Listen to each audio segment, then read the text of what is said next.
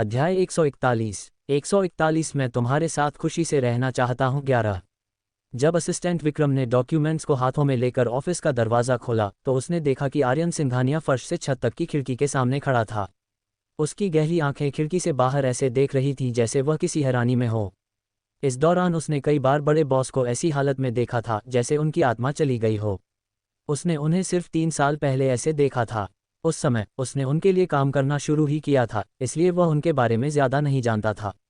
वह सिर्फ इतना जानता था कि उसके बिग बॉस में काम करने की काबिलियत, ताकत और हिम्मत थी।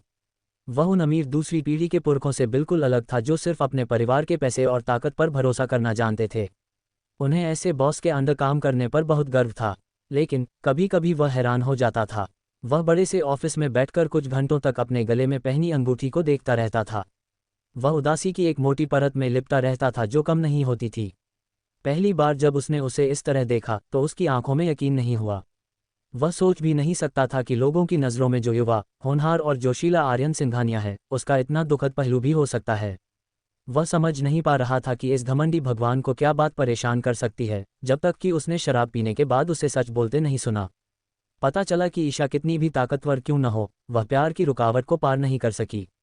3 साल बाद बिग बॉस देश वापस आया और अपनी जिंदगी की लड़की से फिर मिला। उन्होंने शादी कर ली और उसे लगा कि सब ठीक हो जाएगा। लेकिन परी की शादी के बाद वह उतना खुश और खुश नहीं था जितना उसने सोचा था। उस जवान मैडम के साथ उसका रिश्ता हमेशा से ही खराब रहा था। कुछ समय पहले उनके लिए शांत होना आसान नहीं था, लेकिन बिग बॉस के मुंबई जाने के बाद चीज़ें पहले जैसी हो गईं और वे पहले से भी ज़्यादा खराब लगने लगीं। असिस्टेंट विक्रम फिर से आह भरने से खुद को रोक नहीं पाया। पिछले हफ्ते उसने जितनी बार आह भरी थी उतनी पिछले 3 सालों में उसने नहीं भरी थी। असिस्टेंट विक्रम ऑफिस में आया और डॉक्यूमेंट्स टेबल पर रख दिए। उसने आर्यन सिंघानिया को पीछे से देखा और एक पल के लिए झिझका, फिर धीरे से कहा, बॉस सिंघानिया, यंग मैडम अभी भी नीचे आपका इंतजार कर रही हैं। वह घंटों से इंतजार कर रही हैं, नैना। आर्यन सिंघानिया ने अपना सिर झुकाया और असिस्टेंट विक्रम को ठंडेपन से देखा। असिस्टेंट विक्रम का दिल अनजाने में कांप उठा। फिर भी उसने दांत पीसते हुए कहा, बॉस सिंघानिया, मुझे लगता है कि कपल्स के बीच झगड़े होना नॉर्मल है। अगर कोई दुख या गलतफहमी है तो हम आमने सामने बात कर सकते हैं और सब ठीक हो जाएगा। अगर हम इसे अपने तक ही रखेंगे और अपने तक ही रखेंगे तो हम जी नहीं पाएंगे, है ना? असिस्टेंट विक्रम के बोलते ही आर्यन सिंघानिया ने ठंडी हंसी उड़ाई। वह मुड़ा और उसकी तरफ देखा। असिस्टेंट विक्रम, तुमने अपना करियर कब बदला और रिलेशनशिप एनालिसिस एक्सपर्ट बन गए? बॉस सिंघानिया, मैं देख सकता हूं कि यंग मैडम बहुत सच्ची हैं। वह पिछले एक हफ्ते से आपको रोज़ फ़ोन कर रही हैं और आपको अपनी सेहत का ध्यान रखने की याद दिला रही हैं। मुझे लगता है कि यंग मैडम को अब भी आपकी परी की परवाह है। लेकिन असिस्टेंट विक्रम को नहीं पता था कि उसने कौन सा वाक्य गलत कहा था। आर्यन सिंघानिया का चेहरा अचानक उतर गया और उसकी आवाज़ बर्फ की तरह ठंडी हो गई। बाहर निकलो। असिस्टेंट विक्रम ने तुरंत अपना मुंह बंद कर लिया और एक शब्द भी कहने की हिम्मत नहीं की। जैसे ही वह ऑफिस से बाहर निकला, उसे ऑफिस में कुछ गिरने की आवाज़ सुनाई दी, जैसे कोई चीज़ पलट गई हो। अध्याय 142 मैं तुम्हारे साथ अच्छे से रहना चाहता हूँ 12। आर्यन सिंघानिया ने अपने हाथ डेस्क पर रखे और हल्की सांस ली। डॉक्यूमेंट्स, पेन, फोटो फ्रेम और दूसरी चीज़ें जो उसने उलट पुलट कर दी थीं, वे सब फर्श पर बिखरी हुई थीं। अंदर एक अंगूठी थी। खिड़की के बाहर से सूरज की रोशनी अंदर आ रही थी और अंगूठी पर लगे हीरे से एक चमकदार और सुंदर रोशनी निकल रही थी। आर्यन सिंघानिया की गहरी आंखें धीरे धीरे अंगूठी पर गईं। रोशनी इतनी तेज थी कि उसकी आंखें धीरे धीरे लाल और गीली हो गईं। इसे गलत समझ लिया गया था। चिंता। वह कितना चाहता था कि नैना शर्मा ने एक बार उससे जो दुख देने वाले शब्द कहे थे वे सब एक गलतफहमी हो। वह कितना चाहता था कि नैना शर्मा की उसके लिए चिंता दिल से हो। लेकिन क्रूर सच्चाई बार बार उसके सामने रखी गई, जिससे उसे उसका सामना करने के लिए मजबूर होना पड़ा। हर कोई नैना शर्मा के न्याय के लिए लड़ रहा था, फिर उसका क्या? उसके लिए कौन खड़ा होगा? उसे नैना शर्मा से प्यार हो गया तो क्या वह दुखी होने लायक था? क्या नैना शर्मा हमेशा इतनी बेईमान थी क्योंकि वह उससे प्यार करता था? आर्यन सिंघानिया की आंखें धीरे धीरे काली पड़ने लगीं और उनमें तूफान आने लगा। उसने अचानक अपनी मुट्ठियां भींच लीं और उसके हाथों के पीछे की नसें फूल गईं। अगले ही पल उसने अपनी कार की चाबियां और बटुआ उठाया और दरवाजे की तरफ बढ़ गया। योजक चिन्ह। कियारा खुराना ने कुछ घंटे इंतजार किया और गुस्से से भर गई। जैसे ही वह गुस्से में जाने वाली थी, आर्यन सिंघानिया जैसा लंबा आदमी लाउंज में आया। कियारा खुराना तुरंत खड़ी हो गईं और खुशी से उसकी तरफ देखने लगीं। आर्यन, तुम्हारा काम हो गया। आर्यन सिंघानिया की गहरी आंखें उस पर घूम गईं और उसकी आवाज़ शांत थी। क्या हम खाना नहीं खाएंगे? चलो। इतना कहने के बाद उन्होंने कियारा खुराना को इग्नोर किया और सीधे लिफ्ट की तरफ चले गए। कियारा खुराना पूरे 10 सेकंड के लिए हैरान रह गईं, फिर अचानक उन्होंने कुछ कहा। उनके खूबसूरत चेहरे पर एक एक्साइटेड मुस्कान आ गई। उन्होंने सोचा था कि आर्यन सिंघानिया आज उनके साथ खाना नहीं खाएंगे। उन्हें इस तरह के बदलाव की उम्मीद नहीं थी। वह जल्दी से उसके पीछे गई। आर्यन, मेरा इंतज़ार करो। योजक चिन्ह। नैना शर्मा कल रात ठीक से सो नहीं पाई क्योंकि वह आर्यन सिंघानिया के बारे में सोच रही थीं। आज सुबह वह प्लेन पकड़ने के लिए जल्दी उठी और फिर कुछ घंटों तक यहाँ इंतज़ार किया। वह थोड़ी थकी हुई थीं। वह सोफे पर टिक गईं और उनकी पलकें अनजाने में गिर गईं। जब आर्यन सिंघानिया और कियारा खुराना नीचे आए तो उन्होंने कुछ देर तक कोई रिएक्शन नहीं दिया। जब उसने देखा कि कियारा खुराना ने आर्यन सिंघानिया का हाथ पकड़ने की पहल की और आर्यन सिंघानिया बस एक पल के लिए रुका लेकिन उसे दूर नहीं किया, तो नैना शर्मा की सारी थकान बिना किसी निशान के गायब हो गई। आर्यन सिंघानिया को हमेशा ऐसे लोगों से नफरत थी जिनका उससे कोई लेना देना नहीं था। जब उसने पहली बार उसका पीछा करना शुरू किया तो उसने गलती से उसे एक बार छू लिया और उसकी नज़र चाकू की तरह थी, जैसे वह उसे 1000 टुकड़ों में काटना चाहता हो। कियारा खुराना की बात करें तो हालांकि उनका रिश्ता आम नहीं था, लेकिन वह पहले कभी उनके इतने करीब नहीं थे। अब वह असल में कियारा खुराना को अपना हाथ पकड़ने दे रहे थे। नैना शर्मा अचानक सोफे से उठ खड़ी हुईं। आर्यन सिंघानिया और कियारा खुराना मेन दरवाजे की तरफ बढ़े। जब कियारा खुराना ने नैना शर्मा को देखा तो उसने जानबूझकर आर्यन सिंघानिया का हाथ कसकर पकड़ लिया और उसे इशारा करने के लिए अपनी ठुड्डी ऊपर उठाई। नैना शर्मा के पास उस समय उस पर ध्यान देने का समय नहीं था। उसका सारा ध्यान आर्यन सिंघानिया पर था। उसने अपनी आंखें चौड़ी करके उसे देखा, लेकिन उसे नहीं पता था कि उसने उसे देखा नहीं या बस उसे अनदेखा कर दिया। उसने अपनी आंखों के कोने से भी उसे नहीं देखा और सीधे उसके पास से चला गया। अध्याय 143। 143 मैं तुम्हारे साथ एक अच्छा जीवन जीना चाहता हूँ 13। नैना शर्मा की नज़रें थोड़ी बदल गईं। हालांकि उन्हें नहीं पता था कि आर्यन सिंघानिया अचानक इतने ठंडे कैसे हो गए, जबकि पहले वह ठीक थीं, लेकिन वह थोड़ी आशावादी थीं। लेकिन अब ऐसा लग रहा था कि हालात उनकी सोच से भी ज़्यादा खराब थे। क्यों? लेकिन अब इस बारे में सोचने का समय नहीं था। आर्यन सिंघानिया का रवैया चाहे जो भी हो, यह उनके बीच का मामला था। इससे पहले कि वह सब कुछ साफ करे, उसे कियारा खुराना को उनके बीच नहीं आने देना चाहिए, कहीं कोई और वेरिएबल न हो। नैना शर्मा ने अपने हाथों को जोर से भींचा और फिर छोड़ दिया। उसके होंठों के कोने ऊपर उठे और उसने ज़बरदस्ती मुस्कुराने की कोशिश की। वह कुछ कदम आगे बढ़ी और पीछे से उनके पास आ गई। फिर वह बीच से अंदर आए और कियारा खुराना को दूर धकेल दिया। उसने आर्यन सिंघानिया का हाथ पकड़ा और मुस्कुराए, हबी, मैं वापस आ गई हूँ। कियारा खुराना को उम्मीद नहीं थी कि नैना शर्मा इतनी बेरहम होंगी और उन्होंने सीधे उन्हें धक्का दे दिया। उनका बैलेंस बिगड़ गया और वे कुछ कदम लड़खड़ाकर एक तरफ चली गईं, लगभग गिरने ही वाली थीं।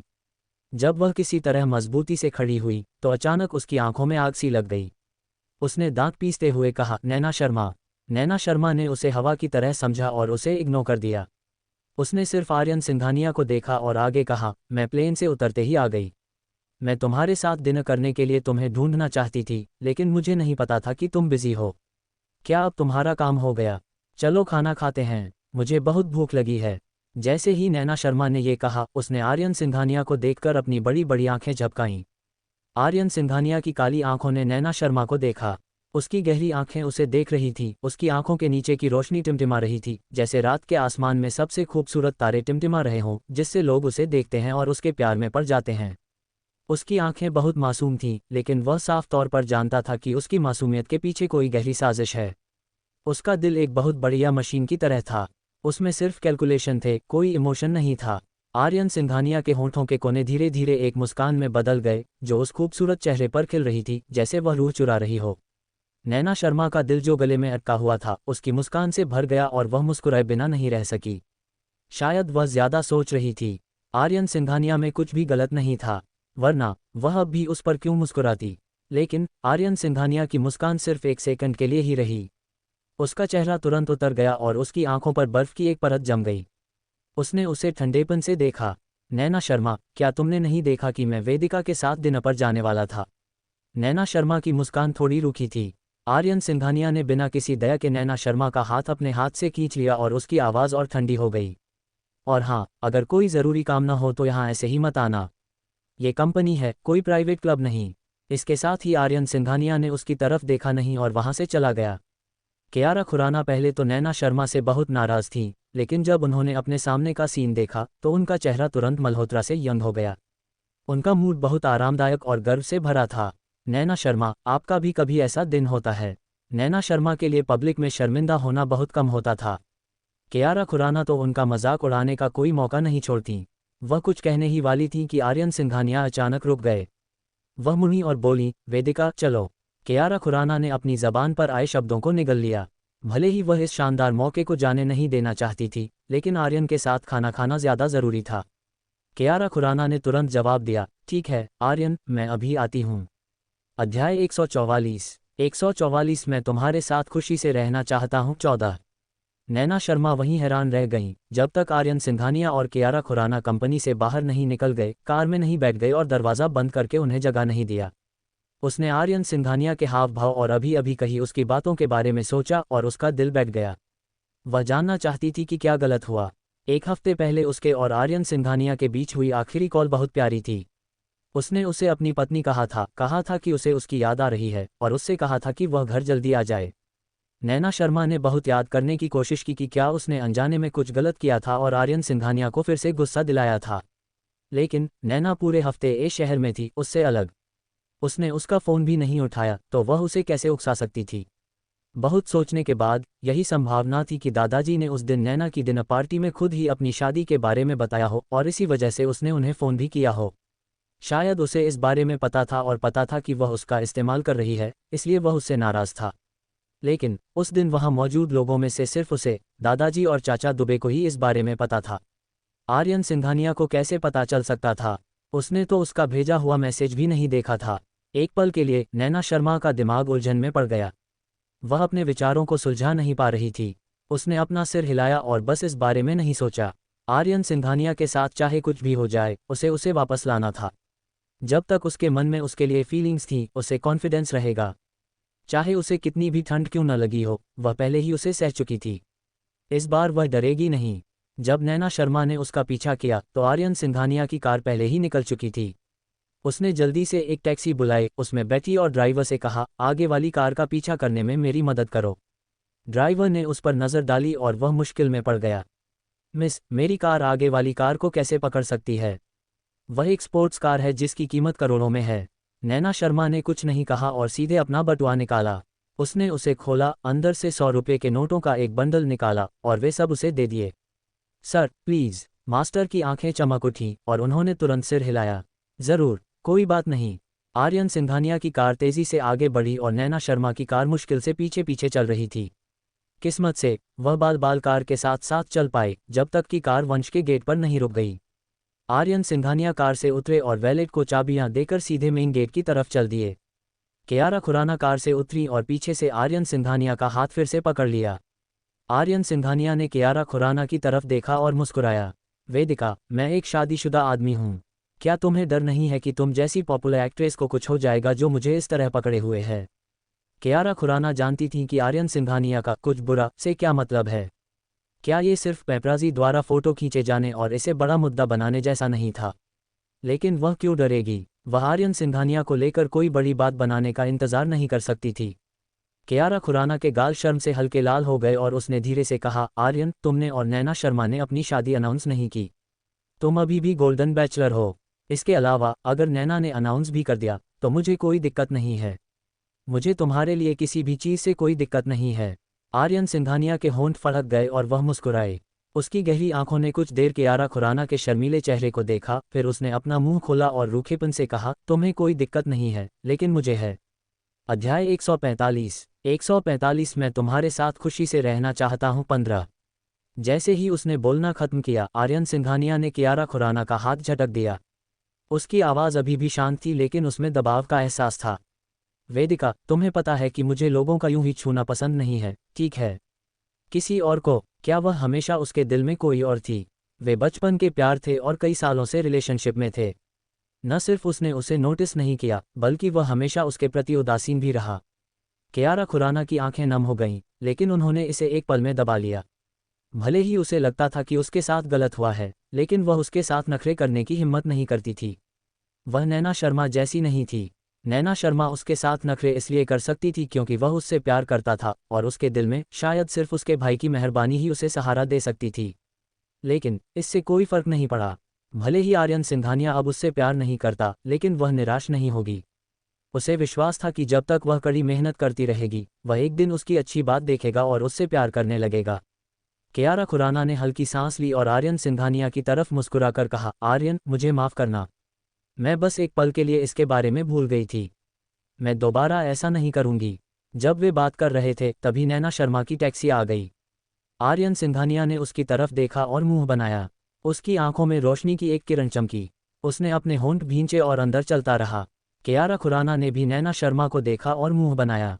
ये नैना शर्मा बहुत जिद कर रही है। मैं आर्यन के साथ अच्छा खाना कैसे खा सकता हूँ? कियारा खुराना की काली आंखें घूम गईं और उसे अचानक कुछ याद आया। उसके होंठों के कोने सिकुड़ गए और वह जानबूझकर आर्यन सिंघानिया से 2 कदम पीछे रह गई। फिर उसने मैनेजर को बुलाया और उसके कान में कुछ बातें धीरे से कहीं। मैनेजर ने सिर हिलाकर दिखाया कि वह समझ गया है। कियारा खुराना ने अपने लंबे बाल झटक दिए, सिर उठाया और अंदर चली गईं। नैना शर्मा ने किराया दिया, कार से उतरी और अपना सामान लेकर डायनेस्टी में चली गईं। लेकिन जैसे ही वह लॉबी में गईं, लॉबी मैनेजर ने उन्हें रोक दिया। मिस, आप अंदर नहीं आ सकती।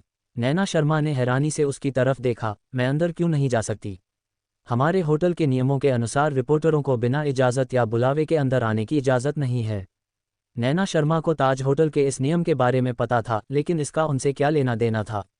नैना शर्मा ने पलकें झपकाईं और भी हैरान हो गईं।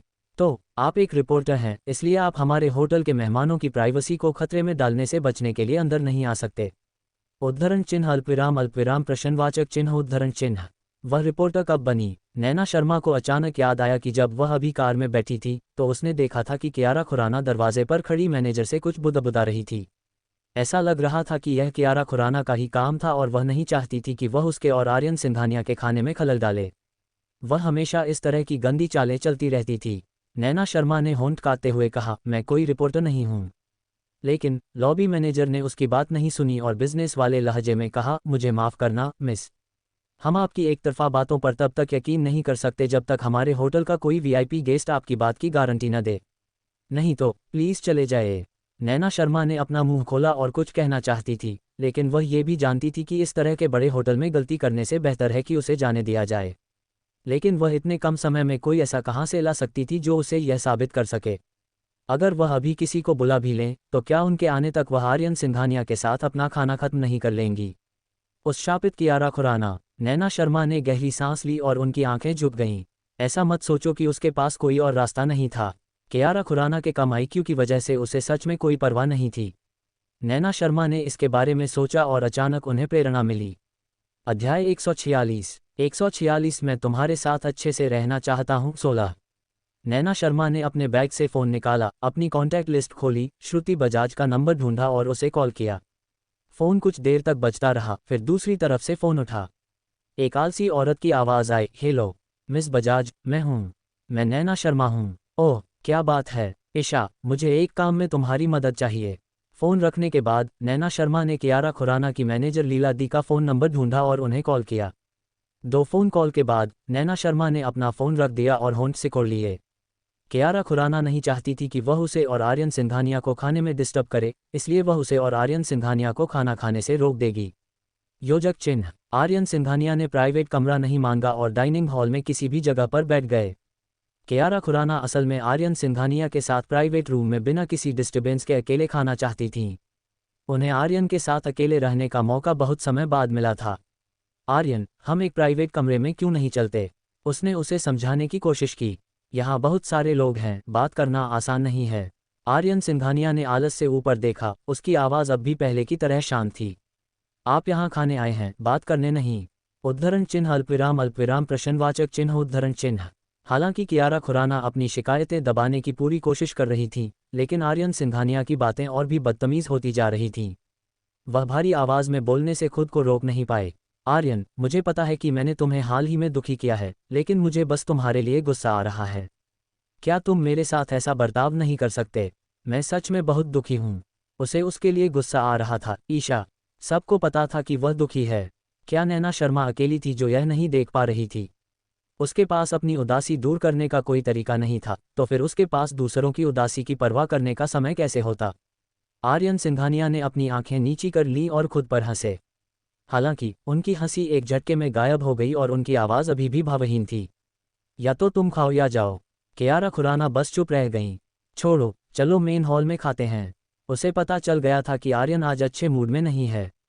वह बाद में उसे और पिलाएगी। अगर वह नशे में हो गया तो उनके बीच कुछ हो सकता है। क्या नैना शर्मा ने आर्यन को शादी के लिए मजबूर करने के लिए पहले भी इस तरीके का इस्तेमाल नहीं किया था? अगर उसे आर्यन मिल जाए तो उसे ऐसा तरीका इस्तेमाल करने में कोई दिक्कत नहीं होगी। ये सोचकर कियारा खुराना का मूड अच्छा हो गया। वह खुशी से झूम उठी और बोली, ठीक है ठीक है ठीक है, मैं अब और बकवास नहीं करूंगी। लेकिन आर्यन, तुम मुझे आज फिर अकेला नहीं छोड़ सकते। चाहे कुछ भी हो जाए, तुम्हें ये खाना मेरे साथ खत्म करना होगा। आर्यन सिंघानिया ने उसकी तरफ देखा और कुछ नहीं कहा। कियारा खुराना जानती थी कि वह चुपचाप मान गए हैं। उन्होंने तुरंत वेटर को बुलाया और डिश ऑर्डर करना शुरू कर दिया। मेन कोर्स ऑर्डर करने के बाद उन्होंने आर्यन सिंघानिया से पूछने का नाटक किया, आर्यन, क्या हम रेड वाइन के पैसे दें? आर्यन सिंघानिया का मन कहीं और था। उसने आलस से जवाब दिया, आप पर निर्भर है। कियारा खुराना की मुस्कान और गहरी हो गई। उसने सबसे ज्यादा अल्कोहल वाली रेड वाइन ऑर्डर की। मेनू बंद करने के बाद कियारा खुराना ने वेटर से कहा, पहले रेड वाइन परोसी जा सकती है। ठीक है, उसने कहा। वेटर के जाने के कुछ मिनट बाद वह रेड वाइन का एक गिलास लाया और आर्यन सिंघानिया और कियारा खुराना दोनों के लिए एक एक गिलास डाला। उन्हें अपने ड्रिंक्स एंजॉय करने के लिए कहकर वह चला गया। कियारा खुराना ने रेड वाइन का गिलास पकड़ा और आर्यन सिंघानिया से धीरे से कहा, आर्यन, ये सब मेरी गलती है। मुझे ऐसा कुछ नहीं करना चाहिए था जिससे तुम दुखी हो। मैंने अपने किए पर पहले ही सोच लिया है। प्लीज़ अब और गुस्सा मत करना, ठीक है? अध्याय 147 मैं तुम्हारे साथ अच्छे से रहना चाहता हूँ 17। आर्यन सिंघानिया ने कियारा खुराना को देखा। उसका चेहरा ईमानदारी से भरा था और उसकी आवाज़ नर्म थी। वह शांति की गुहार लगा रही थी। आर्यन सिंघानिया ने अपने अच्छे भाई करण खुराना के बारे में सोचा और उसका दिल नर्म हो गया। उसने टेबल पर रखी रेड वाइन उठाए और कियारा खुराना के साथ गिलास टकराए। फिर उसने एक ही घूंट में उसे खत्म कर दिया। कियारा खुराना की आंखों में मुस्कान आ गई। उसने अपना सिर उठाया और एक ही घूंट में वाइन पी गई। फिर उसने वाइन उठाए और दोनों गिलास भरने लगी। नैना शर्मा की वजह से आर्यन सिंघानिया का मूड बहुत खराब हो गया था। कियारा खुराना को कुछ कहने की ज़रूरत ही नहीं पड़ी और वह पहले ही एक के बाद एक गिलास पी चुका था। कियारा खुराना ने धीरे से उसे कम पीने के लिए मनाया, लेकिन उसका हाथ आर्यन सिंघानिया के लिए वाइन डालता रहा। अचानक कियारा खुराना का फ़ोन बजा। पहले तो कियारा खुराना उस पर ध्यान नहीं देना चाहती थी। आज रात 1000 साल में एक बार मिलने वाला मौका था। चाहे कोई भी हो, उन्हें उसे परेशान करने के बारे में सोचना भी नहीं चाहिए। लेकिन फ़ोन बजता रहा। भले ही वह अपने आप कट गया, लेकिन अगले ही सेकंड में बजता रहा। आर्यन सिंघानिया ने ड्रिंक करते हुए रुककर कियारा खुराना की तरफ देखा। क्या आप इसे नहीं उठा रहे हैं?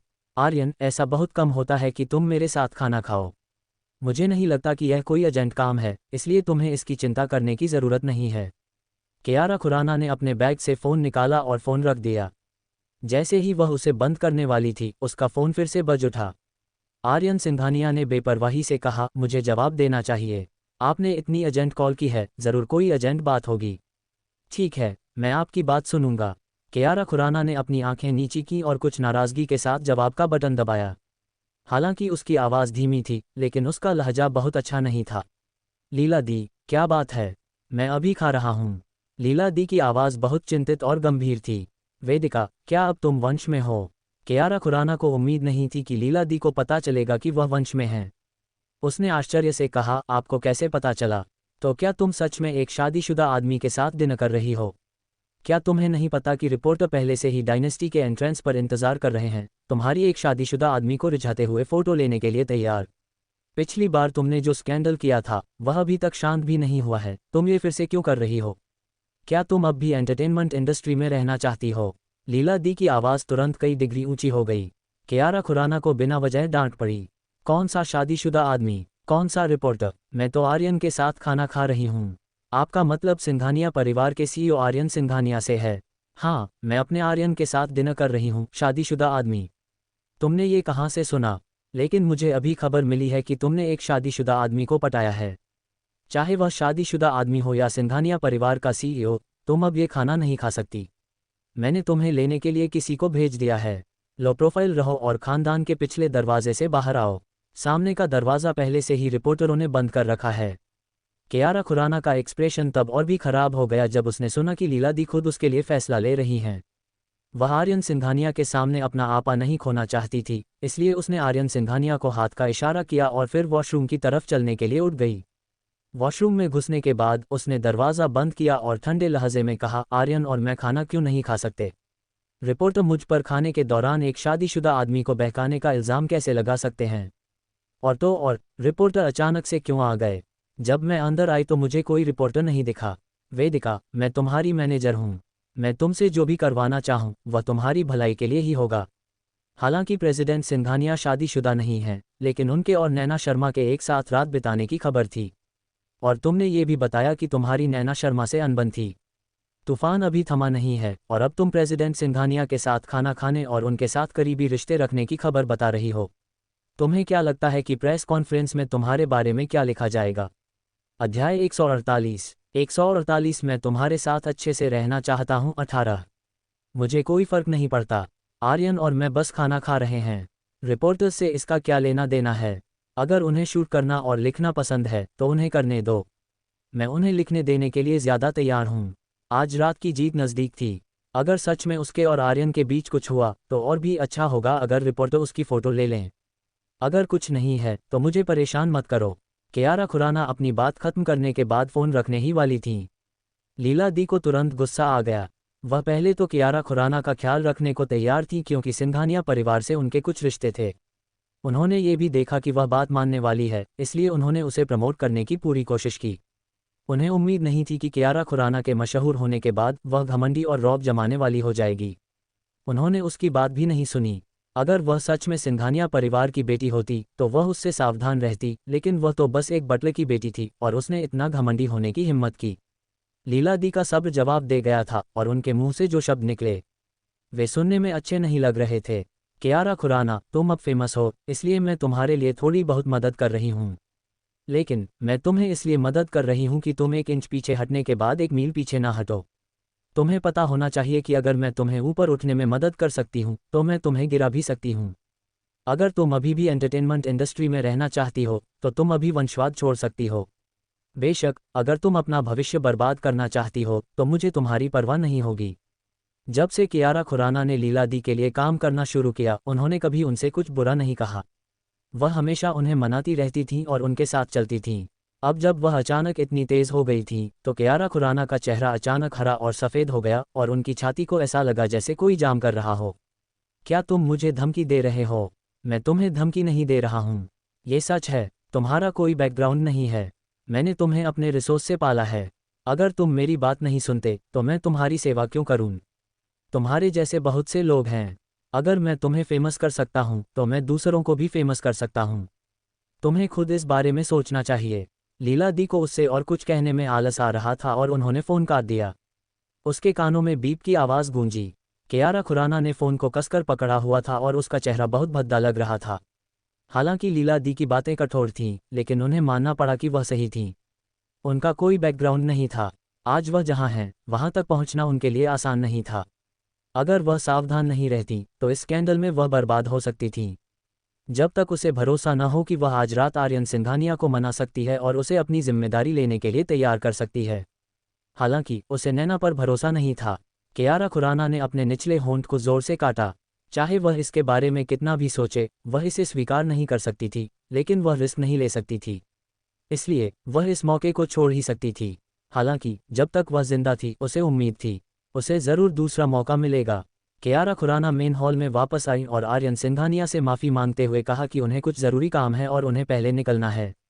आर्यन सिंघानिया ने कोई रिएक्शन नहीं दिया और सिर्फ सिर हिलाया। कियारा खुराना थोड़ी निराश थीं। काश वह उन्हें रोक पाते। योजक चिन्ह। जब नैना शर्मा ने कन्फर्म किया कि कियारा खुराना पिछले दरवाजे से चली गई हैं तो उन्होंने रिपोर्टर का रोल करने के लिए हाई किए गए एक्स्ट्रा लोगों को पैसे भेजे और उन्हें जाने के लिए कहा। क्योंकि कियारा खुराना और आर्यन सिंघानिया खाना नहीं खा पाते थे, इसलिए आर्यन सिंघानिया जल्दी बाहर आ जाता था। वह बस इंतज़ार करती थी और कुछ देर इंतज़ार करने के बाद उसने आर्यन सिंघानिया को धीरे धीरे बाहर जाते देखा। उसने जल्दी से उसे आवाज़ दी, आर्यन सिंघानिया। आर्यन सिंघानिया के कदम एक पल के लिए रुक गए, लेकिन ऐसा भी लगा कि वह रुकी नहीं। वह बड़े कदमों से चलती रही। नैना शर्मा के पास अपना सामान लेकर उसके पीछे भागने के अलावा कोई चारा नहीं था। जब वह सीढ़ियों से नीचे उतरी तो उसने अपने पैरों पर ध्यान नहीं दिया और जमीन पर गिर गई। अध्याय 149 मैं तुम्हारे साथ अच्छे से रहना चाहता हूँ 19। नैना शर्मा जोर से नहीं गिरी, बस थोड़ा दर्द हुआ। वह अचानक उठना चाहती थी, लेकिन अचानक उसे कुछ सूझा। उसकी आंखों में बहुत तेजी से चालाकी की एक झलक आई और वह दर्द से चिल्ला उठी। आर्यन सिंघानिया अपनी कार के किनारे जाकर दरवाज़ा खोलने ही वाले थे कि उन्हें अपने पीछे से एक आवाज़ सुनाई दी। वह रुके और बगल से देखने लगे, लेकिन अगले ही पल उन्होंने दरवाज़ा ऐसे खोला जैसे कुछ हुआ ही न हो। नैना शर्मा ने अपनी आंख के कोने से आर्यन सिंघानिया की हरकतों पर नज़र डाली। उसने चुपके से दांत भींचे और जैसे वह पूरी जान लगा रही हो, सीधे हाथ बढ़ाकर उसकी जांघ पर चुटकी काट ली। नैना शर्मा को इतना दर्द हो रहा था कि वह चिल्ला पड़ी, बहुत दर्द हो रहा है। आर्यन सिंघानिया कार में बैठने ही वाले थे, लेकिन वह अनजाने में रुक गईं। जब होटल स्टाफ ने नैना शर्मा को गिरते देखा तो वह जल्दी से उनकी मदद के लिए आया। नैना शर्मा ने बिना किसी हिचकिचाहट के उसे धक्का दिया और रोती रही, बहुत दर्द हो रहा है, बहुत दर्द हो रहा है। क्या मेरा पैर टूट जाएगा? वेटर के होंठों का कोना फड़कने से खुद को रोक नहीं पाया। यह एक्टिंग बहुत बड़ा चढ़ाकर की गई थी। ऐसा नहीं था कि उसका पैर टूट गया था, बल्कि उसके दिमाग की नस टूट गई थी, है ना? हालांकि आर्यन सिंघानिया हिले नहीं, फिर भी उनका वापस चलने का कोई इरादा नहीं था। नैना शर्मा ने मन बनाया और खुद को फिर से चिकोटी काटी। आंसू बह निकले और वह सिसकते हुए बोली, मैं खड़ी नहीं हो सकती। मेरा पैर सच में टूट गया है। आर्यन सिंघानिया के हाथ, जो उसकी बगल में लटके हुए थे, कसकर भींच लिए गए। उसकी आंखों की रोशनी कम हो गई और हल्का संघर्ष हुआ। उसकी समझदारी ने उसे बताया कि अब उसे नैना शर्मा की परवाह नहीं करनी चाहिए। वह सिर्फ एक्टिंग करना जानती थी, सिर्फ उसकी हमदर्दी पाना जानती थी, सिर्फ उसे धोखा देना जानती थी। वह साफ तौर पर सब कुछ जानता था, लेकिन वह अपने पैर नहीं हिला पा रहा था। पीछे से नैना शर्मा की दर्द भरी चीखें आईं। उसकी आंखों में संघर्ष और भी गहरा होता गया। आखिर में उसके पैरों ने मानो उसका हुक्म नहीं सुना और वह वापस चल पड़ा। आर्यन सिंघानिया को वापस आते देख नैना शर्मा की आंखों में चमक आ गई। साथ ही उसका रुका हुआ दिल भी थोड़ा शांत हो गया। ऐसा लग रहा था कि आर्यन सिंघानिया अब भी उसकी परवाह करता था, इसलिए उसे यह पता लगाना था कि आखिर हुआ क्या था और उसने अचानक उसके प्रति अपना रवैया क्यों बदल दिया। आर्यन सिंघानिया नैना शर्मा के सामने से चला गया और ऊपर से उसे नीचे देखा। उसके सुंदर चेहरे पर कोई भाव नहीं था और उसकी आंखें भी ठंडी थीं। उसकी आवाज़ भी बहुत ठंडी और कठोर थी। क्या तुम उठने वाले नहीं हो? तुम कब तक अपनी इज्जत खोना चाहते हो? हालांकि उसकी बातें सुनने में अच्छी नहीं लगी, फिर भी नैना शर्मा खुश थी। अगर वह सच में उससे नफरत करता तो बस चला जाता। नैना शर्मा ने अपनी आंखें उठाईं और आर्यन सिंघानिया को अपनी बड़ी आंखों से देखा। उसकी आंखों के कोने अभी भी गीले थे और वह काफ़ी दयनीय लग रही थी। मैंने अपना टखना मोड़ लिया है, मैं खड़ा नहीं हो सकता। आर्यन सिंघानिया की गहरी आंखें उसके पैरों पर टिक गईं। उसके चेहरे पर कोई बदलाव नहीं आया, जैसे उसे उस पर विश्वास ही न हो। नैना शर्मा ने त्योरियां चढ़ाईं। मैं सच में उठ नहीं पा रही हूँ। बहुत दर्द हो रहा है। रिया, क्या तुम मेरी मदद कर सकती हो? हालांकि नैना शर्मा का लहजा गुजारिश भरा था, लेकिन जैसे ही उसके शब्द निकले, उसने बिना किसी दिखावे के आर्यन सिंघानिया का हाथ पकड़ लिया और उसकी ताकत से अपने शरीर को धीरे धीरे ऊपर उठाया। लेकिन जब वह आधे रास्ते पर थी तो अचानक वह अपनी ताकत नहीं संभाल पाई और आर्यन सिंघानिया की बाहों में गिर गई। उद्धरण चिन्ह अल्पविराम प्रश्नवाचक चिन्ह उद्धरण चिन्ह। आर्यन सिंघानिया का चेहरा और भी ठंडा हो गया। बिना किसी हिचकिचाहट के उसने अपना हाथ उठाया और उसे खींच लिया। नैना शर्मा ने अपनी बड़ी बड़ी मासूम आंखें झपकाईं और कमजोरी से कहा, मैंने ये जानबूझकर नहीं किया। बस अभी मेरे पैर में बहुत ज्यादा दर्द हो रहा था, इसलिए मैं ठीक से खड़ी नहीं हो पा रही थी। परी। अध्याय 150 मैं तुम्हारे साथ अच्छे से रहना चाहता हूँ 20। राजवंश के प्रवेश द्वार पर लोग आते जाते रहे और देखने वालों की संख्या धीरे धीरे बढ़ती गई। आर्यन सिंघानिया ने नैना शर्मा के बदमाश जैसे लुक को देखा और उसके माथे की नीली नसें हल्की सी फड़क उठीं। उसे सच में समझ नहीं आ रहा था कि आखिर उसे उसकी बेशर्मी इतनी पसंद क्यों आई। साफ तौर पर उसमें कुछ भी अच्छा नहीं था, लेकिन फिर भी वह उससे बेइंतहा प्यार करने लगा। आर्यन सिंघानिया ने गहरी सांस ली, हाथ बढ़ाया और नैना शर्मा को गोद में उठा लिया। फिर उसने वेटर को अपना सामान उठाने को कहा और कार की तरफ चल पड़ी। नैना शर्मा थोड़ी हैरान थी कि उनका शरीर अचानक हवा में उठ गया। जल्द ही उनके होंठों के कोने थोड़े ऊपर उठ गए, उनकी पतली बाहें आर्यन सिंघानिया की गर्दन के चारों ओर लिपट गईं और उनका सिर उनकी छाती पर झुक गया। नैना शर्मा की इस हरकत से आर्यन सिंघानिया का हाथ थोड़ा सख्त हो गया। अगले ही पल वह कार की आगे वाली पैसेंजर सीट पर गया, दरवाज़ा खोला और बिना किसी रहम के नैना शर्मा को अंदर धकेल दिया, जैसे वह एक सेकंड के लिए भी उसके संपर्क में नहीं रहना चाहता था। नैना शर्मा की खूबसूरत भौहें थोड़ी सिकुड़ गईं। हालांकि आर्यन सिंघानिया ने उसे पीछे नहीं छोड़ा, फिर भी जब उसने अपने प्रति उसका रवैया देखा तो वह थोड़ी परेशान हो गई। आर्यन सिंघानिया ने दरवाज़ा जोर से खोला और ड्राइवर की सीट पर चला गया। उसने दरवाज़ा खोला और कार में बैठ गया। उसने इंजन स्टार्ट किया और एक्सेलरेटर दबाया और कार तेज़ी से भाग गई। नैना शर्मा असल में आर्यन सिंघानिया से अच्छी बात करना चाहती थी, लेकिन उनका चेहरा टेंशन में था और कार की स्पीड बढ़ गई और तेज़ होती गई। नैना शर्मा खुद को रोक नहीं पाईं और अनजाने में ही उन्होंने अपने सामने वाली सीट बेल्ट को कस लिया। उनकी आवाज़ थोड़ी कांप रही थी, आर्यन सिंघानिया, इतनी तेज़ गाड़ी मत चलाओ। ऐसा लगा जैसे आर्यन सिंघानिया ने उसकी बातें सुनी ही नहीं। स्पीडोमीटर पूरी तरह बढ़ गया। नैना शर्मा का पूरा दिल जोरों से धड़क रहा था और वह कुछ कह नहीं पा रही थी। काफ़ी देर तक गाड़ी चलाने के बाद आखिरकार गाड़ी रुक गई। टायर ज़मीन से रगड़ खाते हुए चीख रहे थे। आर्यन सिंघानिया ने उसकी तरफ देखा तक नहीं। उसके पतले होंठ थोड़े खुले और उसने ठंडे स्वर में 2 शब्द कहे, गाड़ी से बाहर निकलो। नैना शर्मा हैरान होकर बैठी थीं। उनका चेहरा थोड़ा पीला पड़ गया था। वह अभी भी शॉक में थीं और कोई रिएक्शन नहीं दे पा रही थीं। आर्यन सिंघानिया ने थोड़ी देर इंतज़ार किया। ये देखकर कि उसका कोई रिएक्शन नहीं हुआ, उसने सीधे दरवाज़ा खोला और कार से बाहर निकल गया। वह उसकी तरफ वाले दरवाजे के पास गया, उसे खोला, जल्दी से उसकी सीट बेल्ट खोली और उसे बाहर खींच लिया। नैना शर्मा को तब एहसास हुआ कि आर्यन सिंघानिया कार को वापस विला में ले आया है। वह कार के पीछे गया, उसका सूटकेस निकाला और उसे ज़मीन पर रख दिया। फिर वह फिर से ड्राइवर की सीट के दरवाजे तक गया। नैना शर्मा हैरान होकर आर्यन सिंघानिया की हरकतों को देखती रहीं। जब उसने फिर से कार का दरवाज़ा खोला और अंदर बैठने वाला था तो अचानक उसका पूरा शरीर कांप उठा और वह तुरंत होश में आ गई। आर्यन सिंघानिया अभी भी जाना चाहता था। उसने उससे पूछा नहीं था कि असल में क्या हुआ था। अगर वह ऐसे चला गया तो उसे नहीं पता था कि वह उसे दोबारा देख पाएगी या नहीं। नहीं, मैं उसे ऐसे नहीं जाने दे सकता। नैना शर्मा ने जल्दी से अपने पैर उठाए और कुछ कदम चलकर पास आईं। उन्होंने कार का दरवाज़ा दबाया जिसे आर्यन सिंघानिया ने खोला था। उनकी काली आंखें उन्हें घूर रही थीं और आवाज़ धीमी थी। आर्यन सिंघानिया, तुम पहले से ही घर पर हो। बाहर मत जाना। भले ही तुम काम में बिजी हो, फिर भी तुम्हें आराम करने की ज़रूरत है। आर्यन सिंघानिया की गहरी आंखें उसके चेहरे पर घूमी, फिर धीरे धीरे उसके पैर पर टिक गईं। उसके होंठों पर एक मजाकिया मुस्कान आ गई। क्या तुम्हारा पैर नहीं टूटा? मैं देख रहा हूं कि वह काफ़ी फुर्तीला है। नैना शर्मा की आंखों में अजीब सा भाव आ गया। वह भी जल्दी में थी और इस बात को भूल गई थी। आर्यन सिंघानिया उससे और कुछ कहने को तैयार नहीं दिखे और रूखेपन से बोले, रास्ते से हट जाओ। अध्याय 151 मैं तुम्हारे साथ एक अच्छा जीवन जीना चाहता हूँ 21। आर्यन सिंघानिया की आंखें ठंडी थीं और उसके पूरे शरीर से दबाव महसूस हो रहा था। उसकी आवाज़ में कोई गर्मी नहीं थी, जैसे कोई तूफान आने वाला हो। नैना शर्मा का शरीर थोड़ा कांपने लगा और उन्हें अपनी पीठ पर ठंडक महसूस हुई। अगर यह पहले की बात होती तो नैना शर्मा आर्यन सिंघानिया से इस हालत में बहुत डरतीं। वह बिना किसी हिचकिचाहट के दूर चली जातीं और उसे जाते हुए देखतीं। लेकिन नैना अब पीछे नहीं हट सकती थी। अगर वह ऐसा करती तो वह और आर्यन सिंघानिया पहले जैसे हो जाते। वह सच में आर्यन सिंघानिया का इस तरह सामना नहीं करना चाहती थी। नैना शर्मा ने अपने हाथों को भींच लिया और अपने दिल की बेचैनी और डर को दबाने के लिए अपने निचले होंठ को जोर से काट लिया।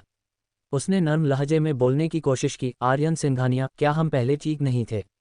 तुम इतने डरपोक क्यों हो? कुआं। आर्यन सिंघानिया ने ये 3 शब्द दोहराए। उसके होंठों के कोने मुड़ गए, लेकिन वे एक मजाकिया मुस्कान से भरे थे। नैना शर्मा, मुझे लगता है कि तुम गलत हो। मैं तुमसे बात करूंगा। वह एक पल के लिए रुका, फिर बेरहमी से बोला, क्या तुमने अच्छा समय बिताया? नैना शर्मा जानती थीं कि आर्यन सिंघानिया की बातें हमेशा जहरीली रही हैं। उनकी कई बातों से उन्हें दुख भी हुआ था। एक बार तो उन्हें लगा कि उन पर कोई असर नहीं होगा, लेकिन फिर भी इन बातों से उन्हें दुख हुआ। क्या मैंने कभी आपके साथ अच्छा समय बिताया है? इतना आसान वाक्य, इतने आसान कुछ शब्द, लेकिन इसने बेरहमी से उनके अतीत को पलट दिया। जो मिठास और धड़कन कभी उसमें थी, वह अब गुजरते बादलों की तरह थी, मानो वे सिर्फ उसकी कल्पना हो। उसके शरीर के सबसे मुलायम हिस्से को किसी चीज़ ने चुभाया हुआ लग रहा था। उसकी नाक में तुरंत खट्टापन आ गया और उसकी आंखों में भी दर्द होने लगा। नैना शर्मा ने अपने हाथों को और भी जोर से भींच लिया। उसके नुकीले नाखून उसके शरीर में गड़ रहे थे। उसने गहरी सांस लेने की बहुत कोशिश की और रोने की इच्छा को दबाया, लेकिन उसकी आवाज़ फिर भी कांपना बंद नहीं कर रही थी। आर्यन सिंघानिया, क्या मैंने कुछ गलत किया? उसने कुछ गलत किया था। नैना शर्मा की आवाज़ धीरे धीरे उसके कानों में पड़ी और आर्यन सिंघानिया की आंखें थोड़ी स्थिर थीं। वह नैना शर्मा की गलतियां भी निकालना चाहता था, लेकिन उसके दिल में यह बात साफ थी कि नैना शर्मा ने कुछ भी गलत नहीं किया था। वह बस उससे प्यार नहीं करती थी। आर्यन सिंघानिया खुद पर हंसे, उनकी आवाज़ लगभग शांत हो गई। तुमने कुछ भी गलत नहीं किया। गलती उसी की थी। उसने प्यार का बहाना बनाकर उसे अपने साथ रहने के लिए मजबूर किया था, लेकिन ज़बरदस्ती किया गया तरबूज मीठा कैसे हो सकता है? अगर वह उससे प्यार नहीं करती थी, तो वह उससे प्यार नहीं करती थी। उसे ज़बरदस्ती करने से वह सिर्फ मजाक बन जाएगा। वह असल में भ्रम में था। नैना शर्मा ने आर्यन सिंघानिया की बात ठीक से नहीं सुनी और पूछने ही वाली थी कि आर्यन सिंघानिया ने बिना कुछ कहे उन्हें खींच लिया। उन्होंने फिर से कार का दरवाज़ा खोला, अंदर बैठी और बंद कर दिया। नैना शर्मा ने जल्दी से खिड़की पर दस्तक दी, लेकिन आर्यन सिंघानिया ने उसे अनदेखा कर दिया। उसने इंजन स्टार्ट किया, स्टीयरिंग व्हील घुमाया, एक्सेलरेटर दबाया और कार विला के गेट से बाहर निकलकर चली गई। नैना शर्मा कुछ कदम आगे बढ़ीं, लेकिन ये पूरी तरह से बेकार था। वह बस कार को जाते और अपनी आंखों से ओझल होते देख सकती थीं। नैना शर्मा वहीं खड़ी थीं और निराश हो गईं। उन्होंने कुछ भी साफ साफ नहीं पूछा, लेकिन फिर भी वह बहुत दुखी थीं। उसने शुरू में सोचा था कि एक हफ्ते पहले आर्यन सिंघानिया का मेल मिलाप उनके लिए फिर से शुरुआत करने का एक टर्निंग पॉइंट होगा। लेकिन क्या नैना अभी भी चीज़ों के बारे में ज़्यादा सोच रही थी? आर्यन सिंघानिया, क्या आपको पता है कि जब आपने ये शब्द कहे तो मुझे कितना दुख हुआ था? नैना शर्मा अपनी उदासी को दबा नहीं पाईं और उनकी आंखों से आंसू बह निकले। उनका हाथ उनके चेहरे को ढंकने से खुद को रोक नहीं पाया और वह धीमी आवाज़ में सिसकने लगी। अध्याय 152 मैं तुम्हारे साथ एक अच्छा जीवन जीना चाहता हूँ 22। नैना शर्मा पूरी रात सो नहीं पाईं। वह साफ तौर पर बहुत थकी हुई थीं, लेकिन वह पूरी रात सो नहीं पाईं। सुबह होने तक उनकी आंखें लगभग खुली ही रहीं। जब वह नीचे गई तो कमला आंटी ने नाश्ता पहले ही तैयार कर रखा था। वह नैना शर्मा से पूछने ही वाली थी कि क्या वह अब खाना चाहती है, तभी नैना शर्मा का पीला चेहरा देखकर वह चौंक गई। उसकी आंखों में चिंता थी और उसने धीमी आवाज़ में पूछा, यंग मैडम, आप इतनी बुरी क्यों लग रही हैं? क्या आपको ठीक से नींद नहीं आई? नैना शर्मा ने कमज़ोरी से अपना सिर हिलाया। कमला आंटी ने जल्दी से नैना शर्मा को बैठाया और कहा, मैंने आज बाजरे का दलिया बनाया है। मैं तुम्हें भी थोड़ा सा दलिया लाकर देती हूँ ताकि तुम्हारी एनर्जी फिर से भर जाए। नैना शर्मा को खाने की ज़्यादा भूख नहीं थी और उन्होंने बस इतना कहा, मुझे बस एक गिलास गर्म दूध दे दो। मैं ऐसा कैसे कर सकती हूँ? कल रात वापस आने के बाद से तुमने कुछ नहीं खाया। एक गिलास गर्म दूध काफ़ी नहीं है। तुम्हें थोड़ा दलिया लेना चाहिए। कमला आंटी ने ये कहते हुए मुड़कर किचन की तरफ चली गईं। नैना शर्मा ने हाथ बढ़ाकर उसे पकड़ लिया। वह कमज़ोर और कमज़ोर थी। सच में कोई ज़रूरत नहीं थी। मैं दूध पीकर कंपनी वापस चली जाऊंगी। कमला आंटी आह भरने से खुद को रोक नहीं पाईं। यंग मैडम, अगर आप अपनी हेल्थ का ध्यान नहीं रखेंगी तो यंग मास्टर को नैना के बारे में पता चल जाएगा। नैना शर्मा को पता था कि कमला आंटी क्या कहने वाली हैं और उन्होंने सीधे उन्हें टोक दिया। उनकी आंखों में थोड़ी कड़वाहट थी, अगर वह जानते भी हैं तो कोई बात नहीं। कमला आंटी ने नैना शर्मा को देखा और उनके मन में धीरे धीरे वह सीन घूम गया जब उन्होंने अनजाने में अपने छोटे मालिक और नैना शर्मा को कल रात आंगन में उलझते हुए देखा था। उन्होंने वे बेरहम शब्द भी सुने जो उन्होंने उनसे कहे थे और नैना शर्मा के लिए दुखी हुए बिना नहीं रह सकी। इससे पहले उसे हमेशा लगता था कि नैना शर्मा यंग मास्टर के प्रति बहुत रूखी है, लेकिन बाद में पता चला कि यंग मास्टर भी यंग मैडम के प्रति रूखा था। जब वह ऐसा था तो युवा मैडम ने उसके करीब जाने की हिम्मत नहीं की। हालांकि भले ही युवा मालिक का चेहरा बहुत ठंडा था, फिर भी उसे लगा कि वह युवा मैडम से प्यार करता है। वह सिंघानिया परिवार में नौकरानी थी और उसने छोटे मालिक को बड़ा होते देखा था। जब रिश्तों की बात आती थी तो छोटे मालिक हमेशा ठंडे और बेपरवाह रहते थे। इतने सालों तक मैडम ने उनसे घर बसाने, शादी करने और बच्चे पैदा करने के लिए कितनी भी औरत ढूंढने के लिए कहा, उन्होंने कभी कोई जवाब नहीं दिया, जिससे मैडम के बाल चिंता से सफ़ेद हो गए। उसे उम्मीद नहीं थी कि वह अचानक किसी औरत के साथ रात बिताने की बात सबके सामने लाएगा। इससे भी ज़्यादा उम्मीद इस बात की थी कि उसने कहा कि वह जिम्मेदारी लेगा और बिना किसी वार्निंग के नैना शर्मा से शादी करेगा। सिंघानिया परिवार के लिए यंग मास्टर और नैना शर्मा जैसी खबरें कोई बड़ी बात नहीं थीं। इन्हें आसानी से दबाया जा सकता था और इससे सिंघानिया परिवार की इज्जत को कोई नुकसान नहीं होता। इससे भी ज़रूरी बात यह है कि नैना शर्मा लगभग गोयल परिवार की बहू बन गई थी, जो सिंघानिया परिवार की कजिन थी। इसलिए भले ही मैडम और मास्टर सच में चाहते थे कि यंग मास्टर की शादी पहले हो जाए, लेकिन वे यंग मास्टर की नैना शर्मा से शादी से राज़ी नहीं थे। फिर भी युवा मालिक ने ये सारा दबाव झेला और उससे शादी करने पर अड़ा रहा। अगर यह प्यार नहीं होता तो कमला आंटी को ऐसा कोई कारण नहीं सूझता जिससे युवा मालिक नैना शर्मा से शादी कर लेते। क्योंकि वे दोनों एक दूसरे को पसंद करते थे, इसलिए उन्हें आसानी से हार नहीं माननी चाहिए थी। नहीं तो वे कभी एक दूसरे की सच्ची फीलिंग्स नहीं देख पाते। यंग मैडम, मुझे ताक झांक करने के लिए दोष मत दो। मैंने कल देखा कि यंग मास्टर सच में तुम्हारे लिए थोड़े ठंडे थे, नैना, लेकिन इसका मतलब यह नहीं है कि उनके मन में तुम्हारे लिए फीलिंग्स नहीं हैं। अगर वह सच में तुम्हें पसंद नहीं करते तो वह तुमसे शादी नहीं करते। तुम्हें अभी भी यंग मास्टर पर थोड़ा भरोसा रखना होगा। तो यंग मैडम, इतनी आसानी से हार मत मानो। थोड़ा और इंतज़ार करो और शायद यंग मास्टर तुम्हारे दिल की बात समझ जाएं। अगर वह कर सकती थी तो नैना शर्मा भी हार मानने को तैयार नहीं थी। बस अभी उसकी आंखों के सामने सिर्फ अंधेरा था और उसे कोई उम्मीद नहीं दिख रही थी। मैं कोशिश कर सकता हूँ लेकिन वह मुझे मौका नहीं देगा। मैं अब उसे देख भी नहीं सकता। नैना शर्मा परेशान थीं और कमला आंटी भी परेशान थीं। उन्होंने इस बारे में सोचा और अचानक उनकी आंखें चमक उठीं। यंग मैडम, मेरे पास एक तरीका है जिससे मैं आपको यंग मास्टर से मिलवा सकूं। अध्याय 153 मैं तुम्हारे साथ अच्छे से रहना चाहता हूँ 23। नैना शर्मा ने अचानक कमला आंटी की तरफ देखा, उनकी आंखें चमक रही थीं। किस तरफ? नैना शर्मा ने अचानक कमला आंटी की तरफ देखा, उनकी आंखें चमक रही थीं। किस तरफ? कमला आंटी मुस्कुराईं और बिना गोलमोल बात किए सीधे बोलीं, यंग मास्टर कभी कभी मास्टर और मैडम के साथ डिनर करने या कुछ दिन रुकने के लिए पुराने घर वापस जाएंगे। यंग मास्टर को कुछ दिनों में पुराने घर वापस जाना चाहिए। अगर आप यंग मास्टर से मिलना चाहते हैं तो जब वे वापस जाएं तो आप पुराने घर जा सकते हैं। क्या ये ठीक नहीं रहेगा? इस तरीके से वह आर्यन सिंघानिया से ज़रूर मिल सकती थी, लेकिन उनकी शादी को कुछ समय हो गया था। लॉजिकली कहें तो आर्यन सिंघानिया को उसे बहुत पहले ही उसके माता पिता से मिलवाने के लिए ले जाना चाहिए था, लेकिन उसने कभी इस बारे में बात नहीं की। उसका भी मन नेगेटिव था और उसे इसकी परवाह नहीं थी। इसीलिए वह आर्यन सिंघानिया के माता पिता यानी अपने ससुराल वालों से शादी के बाद ऑफिशियली नहीं मिली थी। अब जब आर्यन सिंघानिया उसे साथ नहीं लाया और वह अकेली गई तो क्या ये थोड़ी बेशर्मी नहीं होगी? नैना शर्मा ने अपनी भौहें चढ़ाईं और उनकी आवाज़ चिंता से भरी थी। मेरा इतनी जल्दबाजी में यहाँ आना ठीक नहीं है ना? कमला आंटी अपना सिर हिलाए बिना नहीं रह सकीं। जल्दबाजी में आने का क्या मतलब है? यंग मैडम, आपकी शादी पहले ही यंग मास्टर से हो चुकी है, इसलिए आप सिंघानिया परिवार की असली यंग मैडम हैं। पुरानी हवेली आपका घर है तो आपके अपने घर लौटने में क्या गलत है? थोड़ी देर रुकने के बाद कमला आंटी ने आगे कहा, इसके अलावा अब तुम्हारे मास्टर और मैडम से मिलने का समय हो गया है। वे तुम्हारी नई पत्नी से मिलने का इंतजार कर रहे होंगे, नहीं तो तुम बेसुध हो जाओगे। कमला आंटी की बातें ठीक थीं। नैना शर्मा चाहकर भी उन्हें मना नहीं कर सकती थीं। कमला आंटी सही थीं। अगर आर्यन सिंघानिया न भी होते तो भी उन्हें पुराने घर जाना चाहिए, क्योंकि वह आर्यन सिंघानिया को वापस पाना चाहती थी और उसके साथ नई शुरुआत करना चाहती थी। इसलिए उसे न केवल उस पर बल्कि उसके माता पिता पर भी अपना दिल और जान लगानी पड़ी। नहीं, ये कहना चाहिए कि उसे उससे जुड़ी हर चीज़ या हर किसी में अपना दिल लगाना पड़ता था। ये सोचकर नैना शर्मा का हिचकिचाता हुआ दिल धीरे धीरे दृढ़ होता गया। ठीक है कमला आंटी, मुझे आपको ये पता लगाने में मदद करने के लिए परेशान करना होगा कि आर्यन सिंघानिया पुराने घर में कब वापस आ रहा है। जब वह वापस आएगी तो मैं वहां जाऊंगा। भले ही आर्यन सिंघानिया उसे भगा दे या उसका मजाक उड़ाए, वह इस मामले की तह तक जाने की पूरी कोशिश करेगी। योजक चिन्ह। कमला आंटी को अपने बेटे से पता चला था कि आर्यन सिंघानिया 5 दिन में पुराने घर लौट आएंगे। वह पहली बार अपने ससुराल वालों से मिल रही थी, इसलिए जाहिर है कि वह खाली हाथ नहीं जा सकती थी।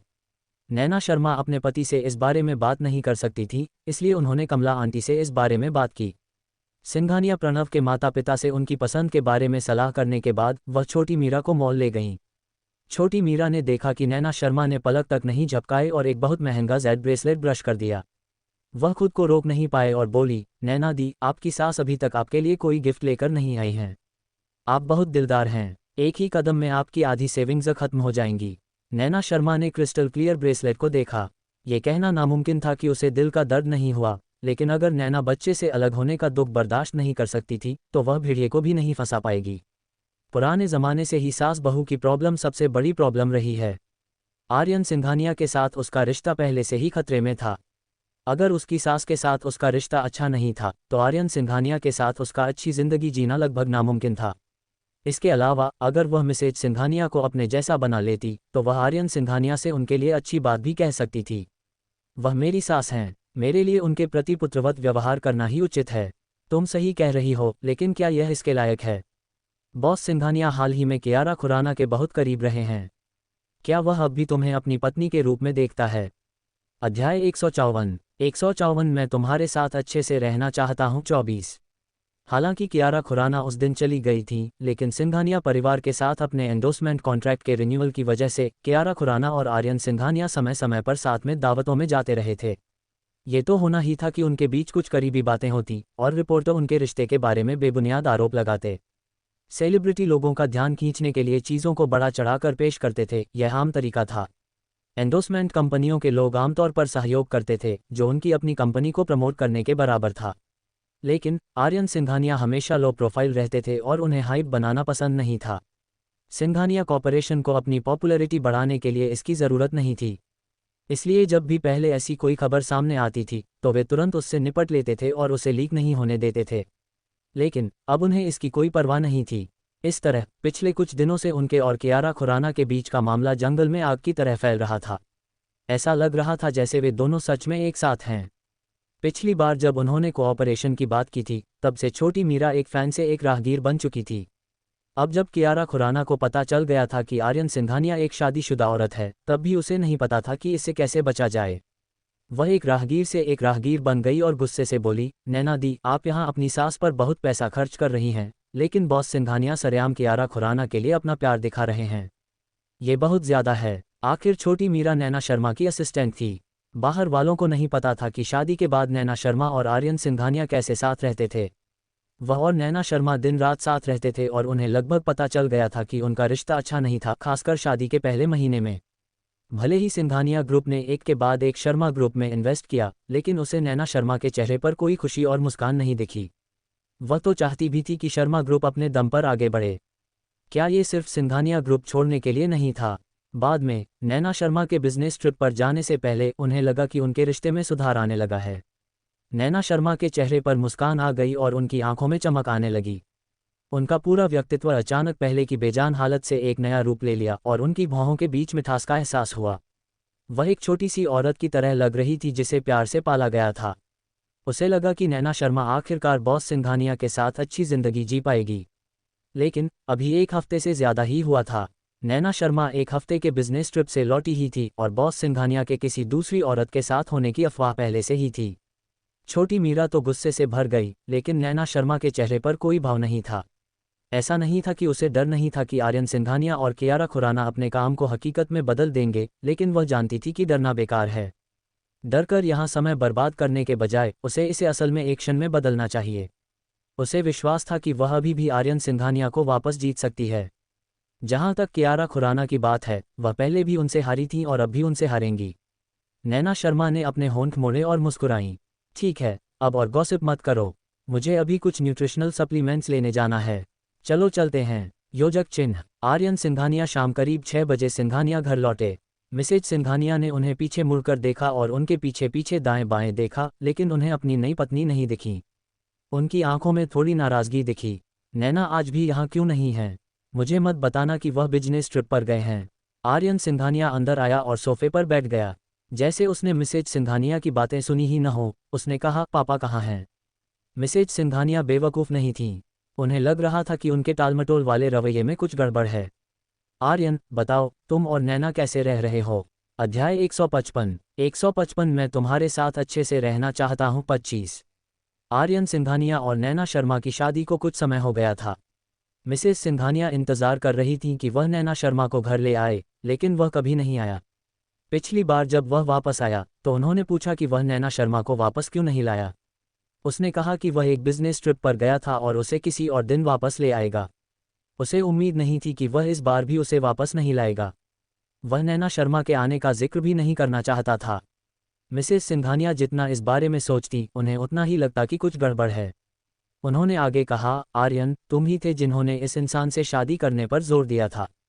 क्योंकि तुमने उससे शादी कर ली है तो तुम्हें उसके साथ अच्छा बर्ताव करना होगा और उसे बर्बाद नहीं करना होगा। आदित्य को अपवित्र करो। अपनी माँ की बातें सुनकर आर्यन सिंघानिया के होंठ सिकुड़ गए। वह मुस्कुराना चाहती थी लेकिन मुस्कुरा नहीं सकी। वह पूरे दिल से नैना शर्मा के साथ अच्छा व्यवहार करना चाहते थे, लेकिन नैना शर्मा जो ईशा चाहती थी वह कभी भी उनका पूरे दिल से समर्पण नहीं था। आर्यन सिंघानिया कुछ कहने ही वाले थे कि अचानक दरवाजे से नैना शर्मा की आवाज़ आई, सॉरी, मुझे देर हो गई। आर्यन सिंघानिया की बात बीच में ही रुक गई और वह हैरानी से दरवाजे की तरफ देखने लगा। जब उसने उसका पतला शरीर देखा तो उसकी आंखों में अंधेरा छा गया। वह यहाँ क्यों थी? मिसेज सिंघानिया भी हैरान थीं। शुरू में जब उन्होंने अपने बेटे का हुलिया देखा तो उन्हें लगा कि वह नैना शर्मा को घर नहीं लाया है। उन्हें उम्मीद नहीं थी कि इस बार वह सच में उसे घर ले आएगा। नैना शर्मा पास आईं। उन्होंने पहले तो मिसेस सिंघानिया को मॉम कहा और फिर माफ़ी मांगती रहीं। मॉम, आज मुझे कुछ काम था इसलिए मैं आर्यन के साथ उसी समय वापस नहीं आ सकी। आपको इंतज़ार कराने के लिए माफ़ करना। सब ठीक है, सब ठीक है। अच्छा हुआ कि तुम वापस आ गए। मुझे लगा था कि मैं आज तुमसे दोबारा नहीं मिल पाऊंगा। नैना शर्मा की मुस्कान थोड़ी कड़वी थी। माँ, यह मेरी गलती है। क्योंकि कंपनी आजकल बहुत बिजी रही है इसलिए मैं आपसे मिलने इतनी देर से आई। यह एक गिफ्ट है जो मैंने आपके लिए खरीदा है। उम्मीद है आपको ये पसंद आएगा। नैना शर्मा ने कहा और अपने हाथ में पकड़ा बैग टेबल पर रख दिया। मिसेज सिंघानिया मुस्कुराईं और मान गईं। जब आप घर वापस आएं तो आपको इतना पोलाइट होने की ज़रूरत नहीं है। थैंक यू, बैठ जाए। फिर उन्होंने अपना सिर घुमाया और नौकर को नैना शर्मा को डिनर सर्व करने का ऑर्डर दिया। नैना शर्मा सीधे आर्यन सिंघानिया के पास जाकर बैठ गईं। जैसे ही वह बैठी उन्हें बगल से ठंडी और तीखी नज़र महसूस हुई, जैसे बारीक और घनी सुइयां चुभ रही हों। नैना शर्मा ने अनजाने में अपनी पीठ सीधी कर ली। हालांकि वह मन ही मन थोड़ी डरी हुई थी, फिर भी उन्होंने शांत रहने की कोशिश की। क्योंकि वह पहले से ही यहाँ थी, आर्यन सिंघानिया उसे अपनी माँ के सामने नहीं भगाएगा, है ना? आर्यन सिंघानिया ने सच में नहीं सोचा था कि नैना शर्मा इतनी बेशर्मी से अकेले यहाँ आ जाएंगी। यहाँ तक कि उनके झूठ भी इतनी आसानी से बोले गए। उनका चेहरा लाल नहीं हुआ और उनकी सांस भी नहीं फूली। अपने शर्मा परिवार के लिए वह सच में पीछे नहीं हटीं। आर्यन सिंघानिया का चेहरा धीरे धीरे ठंडा पड़ गया। उसके पतले होंठ कसकर भींचे हुए थे और उसकी आंखें लगभग नैना शर्मा में छेद कर रही थीं। नैना शर्मा ने चुपके से अपनी लार निगल ली। उसे डर था कि वह उसे शर्मिंदा करने के लिए कुछ बुरा न कह दे। अच्छी बात यह थी कि हालांकि उसका एक्सप्रेशन अच्छा नहीं था, फिर भी उसने कुछ नहीं कहा। मिसेस सिंघानिया ने उन दोनों की तरफ देखा। चाहे वो उन्हें कैसे भी देखें, वे नए शादीशुदा जोड़े नहीं बल्कि दो मामूली अजनबी लग रहे थे। ऐसा लग रहा था कि उसका अंदाज़ा सही था। उन दोनों के बीच रिश्ता अच्छा नहीं था। लेकिन क्यों? उसके बेटे ने इतने सालों से किसी दूसरी औरत की तरफ देखा तक नहीं था। क्या वह उसका इंतज़ार नहीं कर रहा था? अब जब उसने उससे शादी कर ली थी तो वह उसके करीब नहीं था और उसके साथ बस ठंडा बर्ताव कर रहा था। वह क्या सोच रहा था? मिसेज सिंघानिया कुछ देर चुप रहीं, फिर उन्होंने सबसे पहले बात की। नैना, आपकी शादी आर्यन से कुछ समय पहले हुई है। आप कैसी हैं? अध्याय 156 मैं तुम्हारे साथ अच्छे से रहना चाहता हूँ 26। ईशा, आप कैसी हैं? नैना शर्मा की खूबसूरत भौहें अनजाने में सिकुड़ गईं। मिसेस सिंघानिया का सवाल आम लग रहा था, लेकिन उसने एकदम सही और बहुत तीखा सवाल पूछा। अगर वह और आर्यन सिंघानिया एक नॉर्मल शादीशुदा जोड़ा होते, प्यार करते और प्यार में होते तो चिंता की कोई बात नहीं होती। लेकिन उसकी और आर्यन सिंघानिया की हालत कुछ खास थी। उनकी शादीशुदा जिंदगी बहुत ही खराब थी। बस वह मिसेस सिंघानिया के सामने यह नहीं कह सकती थी कि वह ठीक नहीं है। नैना शर्मा ने आंखें नीची करके गोलमोल जवाब दिया, ये काफ़ी अच्छा है। जैसे ही नैना शर्मा के शब्द निकले, आर्यन सिंघानिया बिना किसी वार्निंग के उठ खड़ा हुआ। उसकी आवाज़ लगभग ठंडी थी। क्या पापा स्टडी में हैं? मैं उन्हें देखने ऊपर जाता हूँ। फिर मैडम सिंघानिया के बोलने का इंतज़ार किए बिना वह चला गया। हालांकि आर्यन सिंघानिया ने कुछ नहीं कहा, लेकिन उनका ये काम नैना शर्मा की तथाकथित बहुत अच्छी बात को सीधे तौर पर नकारने जैसा था। नैना शर्मा अजीब तरह से वहीं बैठी रहीं। उनका पूरा व्यक्तित्व हैरान परेशान लग रहा था। मिसेज सिंघानिया ने आर्यन सिंघानिया की ठंडी पीठ को देखा और फिर नैना शर्मा की बेबसी को देखा। उन्होंने मन ही मन धीरे से आह भरी। माहौल को शांत करने के लिए उसने रिलैक्स होने का नाटक किया और हंस पड़ी। देखो, इस बदमाश का गुस्सा ऐसा ही है, हमेशा मुंह लटकाए रहता है। जो लोग नहीं जानते वे सोच सकते हैं कि किसी ने इस पर बहुत पैसे उधार लिए हैं। नैना, मुझे माफ़ कर दो। नैना शर्मा को भी पता था कि मिसेस सिंघानिया उन्हें बाहर निकलने का रास्ता दिखाने की कोशिश कर रही हैं। वह शुक्रगुजार होकर मुस्कुराईं और धीमी आवाज़ में कहा, मुझे नहीं लगता कि मेरे साथ गलत हुआ है। वह असल में मेरी रिया के साथ बहुत अच्छे हैं।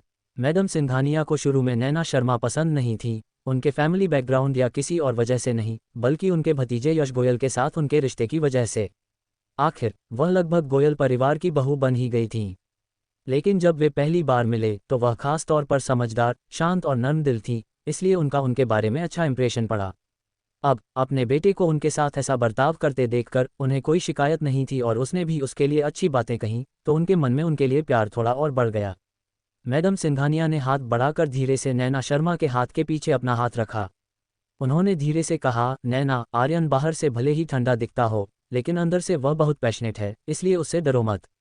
जब तक तुम उसके साथ अच्छा बर्ताव करोगी, वह भी तुम्हारे साथ ज़रूर अच्छा बर्ताव करेगा, समझी? माँ, मैं करूँगी। नैना शर्मा ने आज्ञाकारी ढंग से सिर हिलाया। अच्छा अच्छा बच्चा। मैडम सिंघानिया खुशी से मुस्कुराईं और आगे बोलीं, तुम्हें क्या खाना पसंद है? मैं किचन से बनवाती हूँ। कोई बात नहीं माँ, मैं कुछ भी खा सकता हूँ। ठीक है, मैं फैसला कर लूँगा। उसके पापा दूसरी मंजिल पर हैं। तुम ऊपर जाकर हेलो कह सकते हो। मैं थोड़ी देर के लिए किचन में जाऊँगा। हाँ। मिसेज सिंघानिया के उठकर जाने के बाद बड़े लिविंग रूम में सिर्फ वह और नौकर रह गए थे। नैना शर्मा को यहाँ अकेले बैठना अच्छा नहीं लग रहा था, इसलिए वह खड़ी हो गईं। उसे पिता सिंघानिया से मिलने के लिए ऊपर जाना चाहिए था, लेकिन आर्यन सिंघानिया भी दूसरी मंजिल पर थे। अगर वह ऊपर जाती तो शायद वह उन्हें देखने से पहले ही भगा देते। नैना शर्मा सोच ही रही थी कि ऊपर जाए या नहीं, तभी आर्यन सिंघानिया का लंबा कद अचानक सीढ़ियों के ऊपर दिखाई दिया और एक एक कदम करके सीढ़ियों से नीचे उतर गया। नैना शर्मा मौके पर ही हैरान रह गईं। आर्यन सिंघानिया नैना शर्मा के सामने चला गया। उसकी काली आंखें थोड़ी झुक गईं और उसकी नज़र उसके चेहरे पर पड़ी। उसकी आंखों की चमक समझ से परे थी, जिससे खतरे का एहसास हो रहा था। नैना शर्मा ने अनजाने में अपनी गर्दन सिकोड़ ली। उसने भागने की अपनी इच्छा को दबा लिया और ज़बरदस्ती मुस्कुराई, ऐसे बोली जैसे कुछ हुआ ही ना हो। सिंघानिया, आर्यन सिंघानिया, मैं बस ऊपर जाकर पापा को नमस्ते कहने ही वाला था। अध्याय 157 मैं तुम्हारे साथ अच्छे से रहना चाहता हूँ 27। आर्यन सिंघानिया की काली आंखें उसे घूर रही थीं और उसकी आंखें और ठंडी होती गईं। उसने अचानक हाथ बढ़ाकर नैना शर्मा की कलाई पकड़ ली और बिना कोई वजह बताए उसे खींचकर दूर ले गया। आर्यन सिंघानिया के हाथ में बहुत ताकत थी और उसे उस पर जरा भी दया नहीं आई। नैना शर्मा दर्द से त्योरियां चढ़ा रही थी, लेकिन उसे दर्द की परवाह नहीं थी। उसने बस घबराकर कहा, आर्यन सिंघानिया, तुम मुझे कहाँ ले जा रहे हो? आर्यन सिंघानिया उसे खींचते हुए मेन गेट की तरफ चल दिए। नैना शर्मा का दिल जोर से धड़क उठा। क्या वह सच में उसे भगा रहा था? नहीं, अगर वह उसे भगा देता तो सब बेकार हो जाता। नैना शर्मा ने पूरी ताकत से कोशिश की, लेकिन आर्यन सिंघानिया का हाथ लोहे की चेन की तरह उसकी कलाई को पकड़े हुए था। उसमें छूटने की बिल्कुल भी ताकत नहीं थी और आर्यन सिंघानिया ने उसे घसीटकर दरवाजे से बाहर निकाल दिया। फिर उसने उसका हाथ झटक दिया और ठंडे स्वर में कहा, तुरंत चली जाओ। हालांकि उसे इसकी उम्मीद थी, लेकिन आर्यन सिंघानिया बेरहमी से उसे भगाना चाहता था। नैना शर्मा का दिल एक पल के लिए थोड़ा असहज महसूस कर रहा था, लेकिन उसने जल्दी से अपनी उदासी दबा ली और मुस्कुराए। आर्यन सिंघानिया, ऐसे मत बनो। मेरी तुमसे शादी को बहुत समय हो गया है। मुझे पापा और मम्मी से मिलने आना चाहिए। माता पिता। जब आर्यन सिंघानिया ने नैना शर्मा को ये दो शब्द कहते सुना तो उसे एक अजीब बात लगी। उसकी शादी को उससे इतने साल हो गए थे और उसने कभी उसके माता पिता से मिलने आने के बारे में नहीं सोचा था। उसे कैसे पता चला कि उसे अब उसके माता पिता से मिलने आना है? वह उसे संभाल नहीं पा रही थी, इसलिए वह उसके माता पिता को खुश करने के लिए उसके आसपास घूमने जा रही थी। क्या उसके लिए उसकी भावनाओं का इस्तेमाल करना ही काफ़ी नहीं था और अब वह उसके माता पिता के खिलाफ साजिश करना चाहती थी? आर्यन सिंघानिया का चेहरा डरावना सा काला पड़ गया था। ऐसा लग रहा था जैसे उसकी आंखों में तूफान आ रहा हो। उसने नैना शर्मा को घूरा और दांत पीस लिए। ये वो जगह नहीं है जहां तुम्हें होना चाहिए। जाओ, अभी चले जाओ। यहाँ दोबारा मत आना। उद्धरण चिन्ह अल्पविराम प्रश्नवाचक चिन्ह उद्धरण चिन्ह। उसने पहले उसे कंपनी में न जाने की चेतावनी दी थी, लेकिन अब उसने उसे पुराने घर में न आने का आदेश दिया था। अगर वह हमेशा उससे नफरत करता था और करता था तो उसके लिए ऐसी बातें कहना सही होता। हालांकि उसके प्रति उसका रवैया साफ तौर पर नर्म हो गया था, और फिर भी वह ऐसा हो गया था। वह सच में ये समझ नहीं पा रही थी और वह सच में जानना चाहती थी कि ऐसा क्यों हुआ। नैना शर्मा का चेहरा थोड़ा पीला पड़ गया था। उसने दांत भींचे और हाथों को जोर से भींच लिया, खुद को उसकी बातों की परवाह न करने के लिए मजबूर किया। फिर भी उसने ज़बरदस्ती मुस्कुरा दिया। मैं नहीं जा रही, यह मेरा भी घर है। मैं अपने घर वापस जाऊंगी, है ना? आर्यन सिंघानिया का सब्र जवाब दे गया। वह साइड में इंतजार कर रहे ड्राइवर के पास दौड़ा और बोला, युवा मैडम को वापस भेजो। इतना कहकर वह मुड़ा और घर में वापस चला गया। नैना शर्मा ऐसे वापस जाने को कैसे तैयार हो सकती थी? ड्राइवर के आने से पहले वह आर्यन सिंघानिया की पीठ के पास गई, अपनी बाहें फैलाईं और आर्यन सिंघानिया को कसकर गले लगा लिया। आर्यन सिंघानिया, मुझे भगाओ मत। मैं नहीं जाना चाहती, नहीं करना चाहती। बेशक वह ऐसा नहीं करना चाहती थी। वह बस यही करना चाहती थी कि उसके और उसके माता पिता के साथ अपना लक्ष्य हासिल कर ले। नैना शर्मा, तुम क्या सोचती हो और क्या नहीं सोचती, इससे मेरा कोई लेना देना नहीं है। आर्यन सिंघानिया ने बेरहमी से उसका हाथ खींच लिया। नैना शर्मा ने उसे फिर से गले लगाया और अचानक कहा, इससे तुम्हारा कोई लेना देना नहीं है। मैंने बहुत कुछ इसलिए किया है क्योंकि मैं तुम्हारे साथ एक अच्छी जिंदगी जीना चाहती हूँ। असल में ये वो शब्द थे जो नैना शर्मा ने अपने दिल में छिपा रखे थे। उन्हें नहीं पता था कि क्यों, लेकिन उन्होंने सच में एक ही बार में सब कुछ कह दिया। वह थोड़ी चौंक गईं। आर्यन सिंघानिया को उम्मीद नहीं थी कि वह ऐसा कुछ कहेगी। उसकी आंखें सिकुड़ गईं और वह थोड़ा हैरान रह गया। नैना शर्मा ने कहा कि उसने ये सब इसलिए किया क्योंकि वह उसके साथ अच्छा समय बिताना चाहती थी। अध्याय 158 मैं तुम्हारे साथ अच्छे से रहना चाहता हूँ। 28 एक पल के लिए दोनों में से कोई भी नहीं बोला। आसपास सन्नाटा था, जैसे वे सिर्फ एक दूसरे की सांसें सुन पा रहे हों। फिर अचानक मिसेस सिंघानिया की आवाज़ आई, जिसने सन्नाटा तोड़ दिया। तुम दोनों कहाँ गए थे? दरवाजे पर क्यों खड़े हो? नैना शर्मा चौंक गईं। अचानक उन्हें होश आया और उन्होंने जल्दी से अपने हाथ नीचे कर लिए। लेकिन मिसेस सिंघानिया की तेज़ नज़रों ने ये सीन पहले ही देख लिया था। वह अपनी भौहें ऊपर उठाए बिना नहीं रह सकीं। लगता है मैं गलत समय पर आ गया। नैना शर्मा के गोरे गाल लाल हो गए और उसने अनजाने में आर्यन सिंघानिया की तरफ एक नज़र डाली। लेकिन उसने आर्यन सिंघानिया के चेहरे पर कोई शर्मिंदगी या परेशानी नहीं देखी, बल्कि वह अभी भी बर्फ की तरह ठंडा था, जैसे कि वह नहीं था जिसे मिसेज सिंघानिया चिढ़ा रही थीं। उसने नैना शर्मा की तरफ देखा तक नहीं। वह सीधे अपने पैर उठाकर घर में चला गया। नैना शर्मा थोड़ी निराश थीं। उसके सच्चे कबूलनामे पर भी आर्यन सिंघानिया का कोई रिएक्शन नहीं आया। क्या उसने सच में उसे पहले गलत समझा था? मिसेस सिंघानिया ने नैना शर्मा के चेहरे पर छिपी न जा सकने वाली निराशा देखी और धीरे से उसकी हिम्मत बढ़ाई। नैना, निराश मत हो। मुझे नहीं लगता कि आर्यन सच में तुम्हें पसंद नहीं करता। उसकी पर्सनैलिटी के हिसाब से अगर वह सच में तुम्हें पसंद नहीं करता तो वह तुम्हें अपने करीब भी नहीं आने देता, शादी तो दूर की बात है। उससे शादी कर लो, ईशा। नैना शर्मा की आंखें और भी गहरी हो गईं। उसके पास उससे शादी करने के अलावा कोई चारा नहीं था। अगर यह स्कैंडल न होता तो वह उससे शादी कैसे कर पाता? वह उसे अपने करीब कैसे आने देता? नैना शर्मा भी मुस्कुराकर मिसेज सिंघानिया को बताना चाहती थीं कि वह निराश नहीं है और कड़ी मेहनत करती रहेंगी, लेकिन इस समय वह सच में मुस्कुरा नहीं पा रही थीं। उन्होंने अपनी आंखें नीची की और धीमी आवाज़ में कुछ शब्द कहे, माँ, थैंक यू। उसे दिलासा देने के लिए धन्यवाद। मिसेस सिंघानिया ने देखा कि नैना शर्मा के चेहरे पर अभी भी निराशा थी और उन्हें पता था कि उन्हें उनकी बातों पर यकीन नहीं है। उन्होंने सोचा और आगे कहा, नैना, मेरा यकीन करो। आर्यन मेरा बेटा है। मैं बता सकती हूँ कि तुम अभी भी उसके दिल में हो। वरना तुम दोनों के बीच हुए इस स्कैंडल के बाद वह बिना झिझक तुमसे शादी करने की बात नहीं कहता। नैना शर्मा अभी भी परेशान थी, लेकिन जब उसने मिसेज सिंघानिया की आखिरी बात सुनी तो उसकी लंबी घुंघराले पलकें जोर से कांपने लगीं और उसकी आंखें अचानक चौड़ी हो गईं। माँ, रिया, आपने अभी कहा कि आर्यन ने मुझसे शादी इसलिए की क्योंकि वह अपनी मर्जी से इसके लिए राजी था। बेशक वह तैयार है, वरना उसे कौन मजबूर कर सकता है? मिसेज सिंघानिया ने अनजाने में जवाब दिया। लेकिन अपनी बात खत्म करने के बाद उन्होंने नैना शर्मा के हैरान चेहरे को देखा और थोड़ी हैरान हुई। नैना, मुझे मत बताओ कि तुम्हें नहीं पता था। वह ईशा के बारे में कैसे जान सकती थी? वह हमेशा सोचती थी कि आर्यन सिंघानिया के पास उससे शादी करने के अलावा कोई चारा नहीं था। अभी एक सेकंड पहले भी वह ऐसा ही सोचती थी। नैना शर्मा ने अनजाने में अपना सिर हिलाया, उसकी आंखें खाली थीं। एक पल के लिए तो मिसेज सिंघानिया को सच में समझ नहीं आया कि उन्हें हंसना चाहिए या बेबस महसूस करना चाहिए। क्या नैना शर्मा को अपने बेटे से पहले प्यार नहीं हुआ था? वह अपने बेटे को बिल्कुल कैसे नहीं समझ सकती थी। इस दुनिया में कोई भी उसके बेटे को ऐसा कुछ करने के लिए मजबूर नहीं कर सकता जो वह नहीं करना चाहता। वरना इतने सालों से वह चाहती थी कि वह शादी कर ले और बच्चे पैदा करे, लेकिन वह कुछ नहीं कर सकती थी। नैना, ऐसा नहीं है कि मैं एक माँ के तौर पर अपने बेटे के लिए बायस्ड हूँ, लेकिन तुम्हें आर्यन पर सच में और मेहनत करनी चाहिए। वह तुम्हारे प्यार का हकदार है।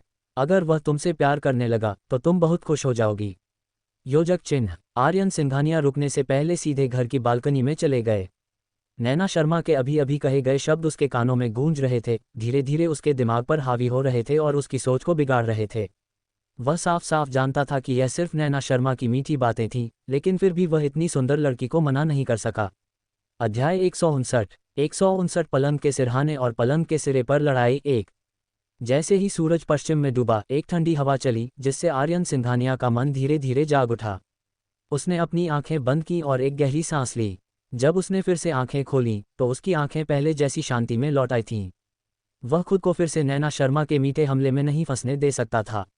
वह खुद को फिर से नाक से नहीं खींचने दे सकता था, नहीं तो वह जानबूझकर फिर वही गलती करेगा। आर्यन सिंघानिया की आंखें इस बारे में सोचते हुए दुख से भर गईं। योजक चिन्ह। जब वे खाना खा रहे थे, आर्यन सिंघानिया के चेहरे पर अभी भी कोई भाव नहीं था। उसका पूरा शरीर ठंडा था और लोग पीछे हट रहे थे। नैना शर्मा उसके पास जाना चाहती थी, लेकिन उसकी बेपरवाही से वह डर गई और हिचकिचा रही थी। लेकिन जब उसने मिसेस सिंघानिया की कही बात याद की, तो उसे अचानक ज्यादा कॉन्फिडेंस महसूस हुआ। उसने हिम्मत जुटाई और अपनी चॉपस्टिक से आर्यन सिंघानिया की पसंद की एक डिश उठाई और उसके कटोरे में रख दी। आर्यन सिंघानिया की हरकतें एक पल के लिए रुकीं, लेकिन एक पल में गायब हो गईं। वह खाना जारी रखती रही, लेकिन ऐसा लगा जैसे उसने वह डिश नहीं देखी जो उसने उठाई थी। जब तक उसने खाना खत्म नहीं कर लिया, उसने उसे नहीं खाया। खाने के बाद आर्यन सिंघानिया और नैना शर्मा पापा और मम्मी सिंघानिया के साथ थोड़ी देर बैठने के लिए गए। आर्यन सिंघानिया उठकर जाने लगे। नैना शर्मा भी जल्दी से खड़ी हो गईं। मिसेस सिंघानिया ने आर्यन सिंघानिया का हाथ पकड़ा और दुखी होकर कहा, हर बार जब तुम वापस आते हो तो कुछ घंटे भी रुकने से पहले जल्दी में चले जाते हो। क्या तुम सच में अपने पापा और मुझसे इतना मिलना नहीं चाहते? नहीं, तुम्हें आज रात यहीं रुकना होगा और अपने पापा और मेरे साथ ज्यादा समय बिताना होगा। आर्यन सिंघानिया ने अपनी भौहें सिकोड़ लीं। माँ, मुझे अभी भी कंपनी में कुछ काम करना है। हर दिन करने के लिए काम होते हैं, इतने सारे काम क्यों हैं? सिंघानिया कॉर्पोरेशन में हमारे इतने सारे एम्प्लॉय हैं, क्या हम इसे संभाल नहीं सकते? अगर आप सब कुछ अकेले करेंगे तो आपके फैमिली रिलेशन भी नहीं रहेंगे। मिसेज सिंघानिया ये कहते हुए गुस्से में आ गईं। अगर ऐसा है तो कंपनी का उन्हें सपोर्ट करने का क्या मतलब है? उन सभी को नौकरी से निकाल देना ही बेहतर है। आर्यन सिंघानिया की भौहें और भी तन गईं। माँ, मुझे सच में कुछ काम है। उसने अपनी कलाई पर बंधी घड़ी की ओर देखा और कहा, मुझे जाना होगा। ये देखकर कि वह आर्यन सिंघानिया को मना नहीं पा रही हैं, मिसेज सिंघानिया ने पिता सिंघानिया की ओर मुड़कर शिकायत की, बूढ़े सिंघानिया, कुछ तो बोलो। अपने प्यारे बेटे को देखो, उसके दिल में सिर्फ काम है और उसे अपने घर की भी परवाह नहीं है। उद्धरण चिन्ह अल्पविराम प्रश्नवाचक चिन्ह उद्धरण चिन्ह। मिस्टर सिंघानिया एक ऐसे आदमी थे जिन्होंने बहुत कुछ झेला था। उन्हें अपनी पत्नी के टोकने के अलावा किसी चीज का डर नहीं था। उन्होंने सिर दर्द से मिसेस सिंघानिया को देखा और पाया कि वह उन्हें आंख मार रही थीं। उनके पास कहने के अलावा कोई चारा नहीं था। आर्यन, अगर यह कोई अर्जेंट काम नहीं है तो तुम इसे कल कर सकते हो। आज रात यहीं रुको और अपनी माँ के साथ चले जाओ। पिता सिंघानिया ने अपना मुंह खोला। हालांकि आर्यन सिंघानिया रुकना नहीं चाहते थे, लेकिन वह अपने पिता की बात को मना नहीं कर सकते थे। उन्होंने अपनी भौहें सिकुड़ी और सिर्फ सहमत हुए। मिसेस सिंघानिया के चेहरे पर तुरंत चमक आ गई और उन्होंने खुश होकर कहा, तो आज रात यहीं रुक जाओ। मैं अभी किसी से तुम्हारा बिस्तर ठीक करवाती हूँ। ये कहने के बाद मिसेज सिंघानिया ने आर्यन सिंघानिया के रिएक्शन का इंतजार नहीं किया। वह उठी और नौकरों को इंस्ट्रक्शन देने चली गईं। नैना शर्मा के हाथ जो उसके शरीर के दोनों तरफ लटक रहे थे, अनजाने में भींच गए। उसका दिल थोड़ा कांप उठा। क्या वह आज रात फिर से आर्यन सिंघानिया के साथ एक ही बिस्तर पर सोने वाली थी? करीब 10 मिनट बाद मिसेज सिंघानिया ने मुड़कर देखा कि लिविंग रूम में सोफे पर सिर्फ नैना शर्मा ही बची थीं। वह खुद को ये पूछे बिना नहीं रह सकी, पिता और बेटा कहाँ हैं? वे स्टडी में गए, नैना शर्मा ने जवाब दिया। मैडम सिंघानिया ने सिर हिलाया और मुस्कुराई। नैना, माँ ने तुम्हें मौका पाने में मदद की। तुम्हें आज रात अच्छा परफॉर्म करना होगा। अध्याय 160 पलंग के सिरहाने और पलंग के सिरे पर लड़ाई 2। नैना शर्मा को उम्मीद नहीं थी कि मिसेस सिंघानिया आर्यन सिंघानिया को रोकना चाहती थी, क्योंकि वह उसके लिए एक मौका बनाना चाहती थीं। उनकी आंखें चमक उठीं और उनके दिल में बहुत प्यार भर गया। माँ, आपका बहुत बहुत धन्यवाद। उसे हमेशा लगता था कि सिंघानिया परिवार में इस तरह शादी करने के बाद सिंघानिया परिवार उसके बारे में कुछ बुरे विचार रखेगा, लेकिन ऐसा नहीं था। मिस्टर और मिसेस सिंघानिया उसके साथ बहुत अच्छे थे और कोई दिखावा नहीं करते थे। खासकर मिसेस सिंघानिया हमेशा उसकी मदद करती थीं। बेवकूफ़ बच्चे, मुझे धन्यवाद देने की कोई ज़रूरत नहीं है। क्योंकि तुमने सिंघानिया परिवार में शादी की है तो मुझे तुम्हारा अच्छे से ख्याल रखना होगा। इसके अलावा मुझे उम्मीद है कि तुम और आर्यन एक साथ खुश रहोगे। इस तरह मैं आराम से रहूँगा। सबसे ज़रूरी बात यह थी कि नैना शर्मा अकेली लड़की थी जिसके इतने सालों में उसका बेटा करीब आना चाहता था। जाहिर है उसे घर और उसका क्राउन बहुत पसंद आता। वैसे नैना शर्मा खुद भी एक अच्छी लड़की थी। उसके और गोयल परिवार के बीच जो छोटी मोटी बातें हुईं, उनके अलावा वह किसी भी चीज़ से नाखुश नहीं थी। लेकिन गोयल परिवार का मामला तो पहले ही खत्म हो चुका था। जब तक नैना शर्मा का व्यवहार भविष्य में ठीक रहा और उसने अपने भतीजे से दूरी बनाए रखी, तब तक ये कोई ज़रूरी बात नहीं थी। माँ, मैं कड़ी मेहनत करूँगा। आर्यन और काव्या ज़रूर खुश होंगे। पहले वह आर्यन सिंघानिया के पीछे पड़ी थी, अब वह आर्यन सिंघानिया का अपने प्रति रवैया ज़रूर बदल पाएगी। वह आर्यन सिंघानिया को अपने इरादे दिखा देगी।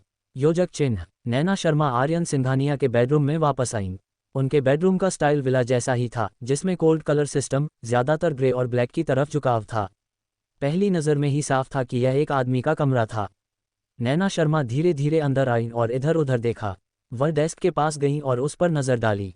उनकी नज़र फोटो फ्रेम पर टिकी थी और उन्होंने उसे उठाने के लिए हाथ बढ़ाया। फोटो में आर्यन सिंघानिया लगभग 6 या 7 साल का लग रहा था। उसने शॉर्ट पैंट के साथ सफ़ेद शर्ट और गले में लाल बोटाई पहनी हुई थी। नैना शर्मा ने उसे देखा और जोर से हंस पड़ी। जब आर्यन सिंघानिया छोटा था तो वह सच में ऐसे ही दिखावटी कपड़े पहनता था। हालांकि उसका चेहरा पहले की तरह ही भावहीन था, बिल्कुल अब की तरह। नैना शर्मा की पतली लंबी उंगलियों ने आर्यन सिंघानिया के चेहरे पर उंगली रखी और बुदबुदाई, जब तुम छोटे थे तो क्यूट नहीं थे।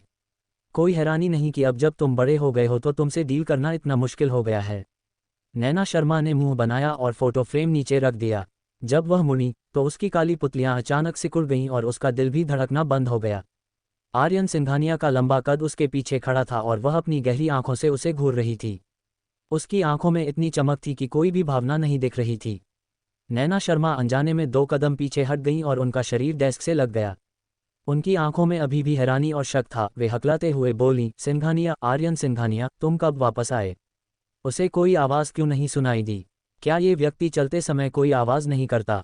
आर्यन सिंघानिया ने उसे आधी मुस्कान के साथ देखा, फिर उसकी नज़रें उसके ऊपर से हटकर उसके पीछे रखे फोटो फ्रेम पर गईं। उसने ठंडी आवाज़ में कहा, जब तुमने कहा था कि मैं छोटा था तो क्यूट नहीं था और बड़ा होने पर मेरे साथ डील करना मुश्किल होगा। उद्धरण चिन्ह अल्पविराम प्रश्नवाचक चिन्ह उद्धरण चिन्ह। नैना शर्मा की पीठ में हल्की ठंडक महसूस हुई और वह चुपके से चिल्लाई, ओह नो। आर्यन सिंघानिया पहले से ही उससे नाराज़ था और अब उसने सच में उसे अपनी खिल्ली सुनने दी। ये सच में ऐसा था जैसे पूरी रात बारिश होने पर घर टपक रहा हो। नैना शर्मा ने जल्दी से मुस्कुराते हुए बताया, आर्यन सिंघानिया, मेरा वो मतलब नहीं था, परी। आर्यन सिंघानिया उसकी बात सुनना नहीं चाहते थे। वह मुड़ी और सीधे बाथरूम की तरफ चली गई।